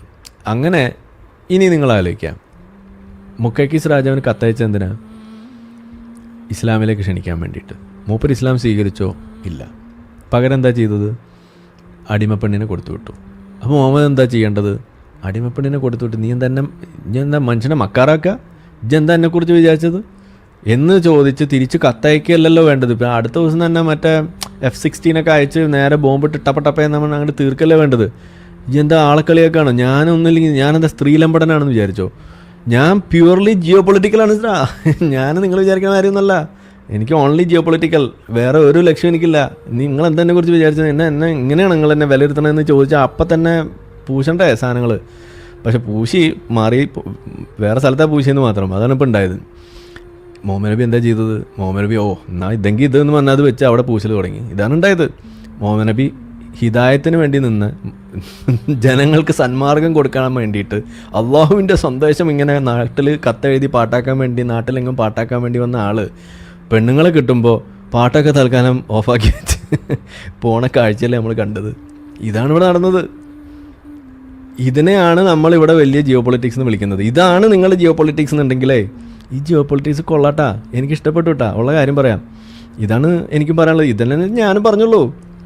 ഇനിയിപ്പോൾ ഞാനൊരു കാര്യം ചെയ്യാം, ഞാനിപ്പോൾ ഇനി മുഹമ്മദ് നബി പൂശി എന്ന് പറയാം, മുഹമ്മദ് നബി ജിയോ പൊളിറ്റിക്സ് ചെയ്തു എന്ന് പറയാം. അപ്പോൾ പിന്നെ കാര്യങ്ങൾ എളുപ്പമല്ലോ. അതാണ് എനിക്ക് തോന്നുന്നത്. അപ്പോൾ ഇതാണ് അവിടെ സംഭവിക്കുന്നത്. എന്നിട്ട് ഈ പറയുന്ന ഈ മാര്യത്തിൽ കിബിത്തിയാനെ വെച്ചിട്ടാണ് ബാക്കി അംഗം മുഴുവൻ ഈ ഭാര്യമാരുടെ ഇടയിലുണ്ടാകുന്ന പ്രശ്നങ്ങൾ, അങ്ങനെ പല സാധനങ്ങളുണ്ടായി. ഇതാണ് അവിടെ നടക്കുന്നത്. ഒന്ന് ആലോചിച്ച് നോക്കിയേ. അപ്പോൾ ഇതിൽ പിന്നെ നമ്മൾ കാണുന്ന ഒരു കാഴ്ച എന്ന് പറഞ്ഞത് ഈ ഹഫ്സയുമായിട്ടുള്ള വിഷയം. അവിടെ മറ്റേ ഭാര്യനെ പറഞ്ഞു വിട്ടു പൂച്ചി എന്നൊക്കെ പറയുന്ന കഥ, അത് പറഞ്ഞു മടുത്താണ്. അതിനപ്പുറത്തേക്ക് ഇതിലൊരു കുട്ടി ഉണ്ടാവുന്നു, ഇബ്രാഹിം എന്ന് പറയുന്ന കുട്ടി. അപ്പോൾ മുഹമ്മദ് നബിക്ക് ഒരു കുട്ടി ഉണ്ടാവുക എന്ന് പറയുന്നത് അത് ഈ അടിമപ്പെണ്ണിൽ ഉണ്ടാവുന്നു എന്ന് പറയുമ്പോൾ ആ സംഗതി ഒരു വിവാഹം കഴിക്കാത്ത ബന്ധമാണെന്നും കൂടി നമ്മൾ ആലോചിക്കുക. അടിമപ്പെണ്ണാണ്, വെപ്പാട്ടിയാണ്, അതിലാണ് ഈ കുട്ടി ഉണ്ടായിരിക്കുന്നത്. അപ്പോൾ നിങ്ങൾ പറയുന്നത് മുഹമ്മദ് നബി എല്ലാ പെണ്ണിനും കല്യാണം കഴിച്ചെന്ന്. അപ്പോൾ നിങ്ങൾ പറയും അത് അന്നത്തെ അല്ലേ എന്ന് പറയും. അപ്പോൾ ഇന്നാണ് മുഹമ്മദ് നബി ഉള്ളതെന്നുണ്ടെങ്കിൽ അത് ചെയ്യില്ല എന്നാണ് അപ്പോൾ നിങ്ങൾ പറഞ്ഞു വരുന്നത് ആണോ? അപ്പോൾ അന്ന് ചെയ്തത് ശരിയും ഇന്ന് ചെയ്താൽ തെറ്റും, അതിനെയാണോ നിങ്ങൾ എല്ലാ കാലത്തേക്കുള്ള ഇസ്ലാം എന്ന് പറയുന്നത്? അതെങ്ങനെ ശരിയാവുക? അങ്ങനെയല്ലല്ലോ. മുഹമ്മദ് നബി അന്ന് ചെയ്തിട്ടുണ്ടെങ്കിൽ അത് ഇന്ന് മുഹമ്മദ് നബി ചെയ്യണം. ഇന്ന് മുഹമ്മദ് നബി ചെയ്താലും അതിന്നും ശരിയായിരിക്കണം. ഇതാണ് നമ്മൾ പറയുന്നത്. അപ്പോൾ ഇന്ന് ശരിയാവാത്തൊരു കാര്യം അന്ന് മുഹമ്മദ് നബി ചെയ്തിട്ടുണ്ട് എന്നുണ്ടെങ്കിൽ എൻ്റെ അർത്ഥം എന്താ? അത് അന്നും തെറ്റാണെന്ന് തന്നെയാണ്. കാരണം മുഹമ്മദ് നബി എല്ലാ കാലത്തേക്കുള്ളതാണെന്ന് വാദിക്കുന്നത് നമ്മളല്ല, നിങ്ങളാണ്. അപ്പോൾ ഇതാണ് ഇതിലെ പ്രശ്നം. ഇനി ഇതിൽ ഏറ്റവും ഒടുവിലെ മറ്റൊരു അവസാനത്തെ പോയിന്റ് എന്ന് പറയുന്നത്, ഇവിടെ അബ്ദുള്ള ബാസിനെ പോലെയൊക്കെയുള്ള ആളുകൾ പറയും ഇസ്ലാമിൽ അടിമത്തം അതൊറ്റ വഴിയിലൂടെയുള്ളൂ, ഒരു വഴി മാത്രമേ തുറന്നു വിട്ടിട്ടുള്ളൂ, അതൊരു വലിയ വഴിയെന്ന് മാത്രം. അതായത് അടിമ എന്ന് പറയുന്ന സമ്പ്രദായം ഇസ്ലാം ബാൻ ചെയ്തിട്ടില്ല. യുദ്ധ തടവുകാരായിട്ട് നിങ്ങൾക്ക് അടിമയെ പിടിക്കാം, അതല്ലാതെ എല്ലാ വഴികളും ഇസ്ലാം അടച്ചിട്ടുണ്ടെന്നാണ് പറയുന്നത്. ഞാൻ പറയുന്നു ഇസ്ലാം അടിമയെ വെക്കാനുള്ള എല്ലാ വഴിയും തുറന്നിട്ടുള്ള മതമാണ്. നിങ്ങൾക്ക് ഓരോ വഴികളും നമ്മൾ എപ്പോഴും പറയാറുള്ളതാണ്. അടിമ ഫാം വരെ നിങ്ങൾക്ക് നടത്താം. അടിമയും കല്യാണം കഴിച്ച് അതിലുണ്ടാകുന്ന കുട്ടി വരെ അടിമയാണ്. ഇതുവരെ ഇസ്ലാം പഠിപ്പിച്ചു വെക്കുന്നത്, അതിൻ്റെ നിയമങ്ങൾ വരെയുണ്ട്. ആ കുട്ടിയെ എപ്പോൾ ഈ പാരൻസിൽ നിന്നും വേർപ്പെടുത്തണം എന്നത് വരെ ഇവിടെ നിയമമായിട്ട് എഴുതി വെച്ചിരിക്കുകയാണ്. ഒക്കെ പോട്ടെ, ഒറ്റ ചോദ്യമേ ഞാൻ ബാസിനോട് ചോദിച്ചുള്ളൂ. ഇതുവരെ ഉത്തരം പറയാതെ നിൽക്കുന്ന ആ മെഴുകുന്ന ഒളിച്ചോടുന്ന ചോദ്യം, അതിന് ഇനിയെങ്കിലും ഉത്തരം ഉണ്ടെങ്കിൽ തരാം. മാര്യത്തിൽ കിബിത്തിയ മുഹമ്മദ് നബിയുടെ അടിമയാണെന്ന് നിങ്ങൾക്കറിയാം, നിങ്ങൾ സമ്മതിച്ച കാര്യമാണ്. ഏത് യുദ്ധത്തിലാണ് മാര്യത്തിൽ കിബിത്തിയനെ പിടിച്ചത് എന്നൊന്ന് പറഞ്ഞു തന്നാൽ മതി. ഞാൻ അപ്പം കലിമയല്ലും, ഇതാണ് ഞാൻ പറയാറുള്ളത്. ഇനിയെങ്കിലും ത്രാണി ഉണ്ടെങ്കിൽ അതെങ്കിലും ഒന്ന് പറയും. വലിയ ഓഫ്ലൈൻ സംവാദത്തിനൊന്നും നിങ്ങൾക്ക് ത്രാണിയില്ല എന്ന് നമുക്കറിയാം. എന്നാലും ഞാൻ വെല്ലുവിളിയൊക്കെ അവിടെ വെച്ചിട്ടുണ്ട്. നിങ്ങൾക്ക് സൗകര്യമുള്ളപ്പോൾ എടുക്കുക. അള്ളാഹു എപ്പോഴെങ്കിലും നിങ്ങൾക്ക് അതിനോടൊരു ധൈര്യം തരുമാറാകട്ടെ എന്ന് ഞാൻ പ്രാർത്ഥിക്കാം. അപ്പോൾ പറ്റുമെങ്കിൽ അത് ഏറ്റെടുത്ത് വരിക. അതിനൊന്നും കഴിഞ്ഞില്ലെങ്കിൽ ഇതിനെങ്കിലും ഉത്തരം പറയാം. ഒരു ഓൺലൈനിൽ ഒരു പോസ്റ്റ് ഇട്ടാൽ മതി, അത്രയല്ലേ കാര്യമുള്ളൂ. മാര്യത്തിൽ കിബിത്തിയേനെ മുഹമ്മദ് നബിക്ക് കിട്ടിയത് ഏത് യുദ്ധത്തിലാണെന്നൊന്ന് പറഞ്ഞാൽ മതി. നമ്മളിത് കലിമ ചെല്ലും, അപ്പം ചെല്ലും. അത്രയാണ് എനിക്ക് പറയാനുള്ളത്. അപ്പോൾ അതുകൊണ്ട് നിങ്ങളുടെ ഈ ജിയോ പൊളിറ്റിക്സ് വാദമൊന്നും ഇനി ചിലവാവില്ല. എൻ്റെ പൊന്ന് റഹിമാന് ഞാൻ പറയുന്ന സാധനം ചിലപ്പോൾ പുതിയതായിട്ട് തോന്നിയിട്ടുണ്ടാവും. നിങ്ങളിവിടെ പറഞ്ഞ ഓരോ ഭാര്യയുടെ കഥയും നമ്മളിവിടെ പരിശോധിക്കുകയാണെന്നുണ്ടെങ്കിൽ ഒന്നെങ്കിൽ ഭംഗി, അതല്ലെങ്കിൽ സ്വത്ത്, അതല്ല എന്നുണ്ടെങ്കിൽ മറ്റ് ഇതുപോലുള്ള ഉദ്ദേശങ്ങൾ. അതുപോലെ തന്നെ വിവാഹമോചനം നടത്തിയത് പോലും സംരക്ഷിക്കണം എന്നൊക്കെ പറയുമ്പോൾ ഏറ്റവും കൂടുതൽ സംരക്ഷിക്കേണ്ടത് ആർക്കാണ്? രോഗബാധിതരായിട്ടുള്ള ആളുകൾ. അങ്ങനെയുള്ള ആളുകളെയാണ് സംരക്ഷിക്കേണ്ടി വരിക. നമ്മളെ ഭാര്യമാർക്ക് ഇപ്പോൾ ഒരു വെള്ളപ്പാണ്ട് വന്നു എന്ന് വിചാരിച്ചിട്ട് നിങ്ങൾ ഒരു ലെപ്രസിയാണെന്ന് വിചാരിച്ചാൽ നിങ്ങളുടെ ഭാര്യനെ ഡിവോഴ്സ് ചെയ്യില്ല. മുഹമ്മദ് നബി ചെയ്തത് ഡിവോഴ്സാണ്. നിങ്ങളുടെ ഭാര്യയെ കുറച്ച് എന്തെങ്കിലും അസുഖം കൊണ്ട് ഹോർമോണൽ ഇംബാലൻസ് വന്നു, അവർക്ക് കുറച്ച് തടി കൂടിപ്പോയി, നിങ്ങൾ എന്ത് ചെയ്യും? മരുന്ന് വാങ്ങിച്ചു കൊടുക്കുക, അല്ലെങ്കിൽ അസുഖം ഭേദമാക്കാനുള്ള പണി നോക്കുക, അതല്ലെങ്കിൽ വെയിറ്റ് ലോസിന് വേണ്ടിയുള്ള പണി നോക്കുക, അവർക്ക് അതിനുള്ള ഹെൽപ്പ് ചെയ്യുക. ഇതെല്ലാം നമ്മൾ ചെയ്യുക. എന്തെല്ലാം വഴികളെന്നുണ്ട്. ഒന്നുമില്ലെങ്കിൽ നിങ്ങൾ അവരോടൊപ്പം പോയി വല്ല മോർണിംഗ് വാക്കിനെങ്കിലും പോവും. ഇതെല്ലാം നമ്മൾ ചെയ്യുക. മുഹമ്മദ് നബി എന്താ ചെയ്തത്? ഡിവോഴ്സ് ചെയ്യാൻ വേണ്ടി ഒരുങ്ങി. അപ്പോൾ എന്താ ആ പെണ്ണ് പറഞ്ഞ് എന്നെ ഒഴിവാക്കരുതിക്ക, ഞാൻ വഴിയാധാരാവും നിൽക്കുക എന്ന് പറഞ്ഞപ്പോൾ എന്നാൽ ശരി അവിടെ നിന്നോ, എന്നെ നമ്മൾ വല്ലാണ്ടൊന്നും നോക്കൂല, വേണ്ട എന്നാലും വേണ്ട, ഞാനിവിടെ വേലക്കാരിയെ പോലെ കൂടിക്കോളാം എന്ന് പറഞ്ഞിട്ടൊരു ഭാര്യയെ തള്ളിവിടുന്ന കാഴ്ച വരെയാണ് നമ്മളിവിടെ കണ്ടത്. അതായത് ആയിഷയുടെ അവസരമാക്കി കൊടുത്തു ആ ഭാര്യയുടെ അവസരം മുഴുവൻ. അങ്ങനെയാണ് ആ ഭാര്യ പിന്നീട് ആ വീട്ടിൽ കഴിഞ്ഞത്. ഇതാണോ മുഹമ്മദ് നബിയുടെ ഈ ജിയോ പൊളിറ്റിക്കൽ വൈഫ് സിസ്റ്റം എന്ന് പറയുന്നത്? ഇത് നിങ്ങൾ കൈവച്ചാൽ മതി എന്ന് എനിക്ക് പറയാനുള്ളൂ. അപ്പോൾ അതുകൊണ്ട് റഹിമാനെ, മോനെ, കുട്ട, നീ ഇങ്ങനെ പൊട്ടിത്തെറിച്ചിട്ട് കാര്യമൊന്നുമില്ല. നമ്മളുള്ള കാര്യം പറയും. മുഹമ്മദ് നബി നല്ല അസൽ അറേബ്യൻ കോഴി തന്നെയായിരുന്നു, ഗിരിരാജൻ കോഴിയായിരുന്നു. അത് നമ്മൾ ഇനിയും പറയും. അത് പറയുമ്പോൾ നിങ്ങൾക്ക് കുരു പൊട്ടുന്നുണ്ടെങ്കിൽ അത് നിങ്ങളുടെ കുഴപ്പമാണ്.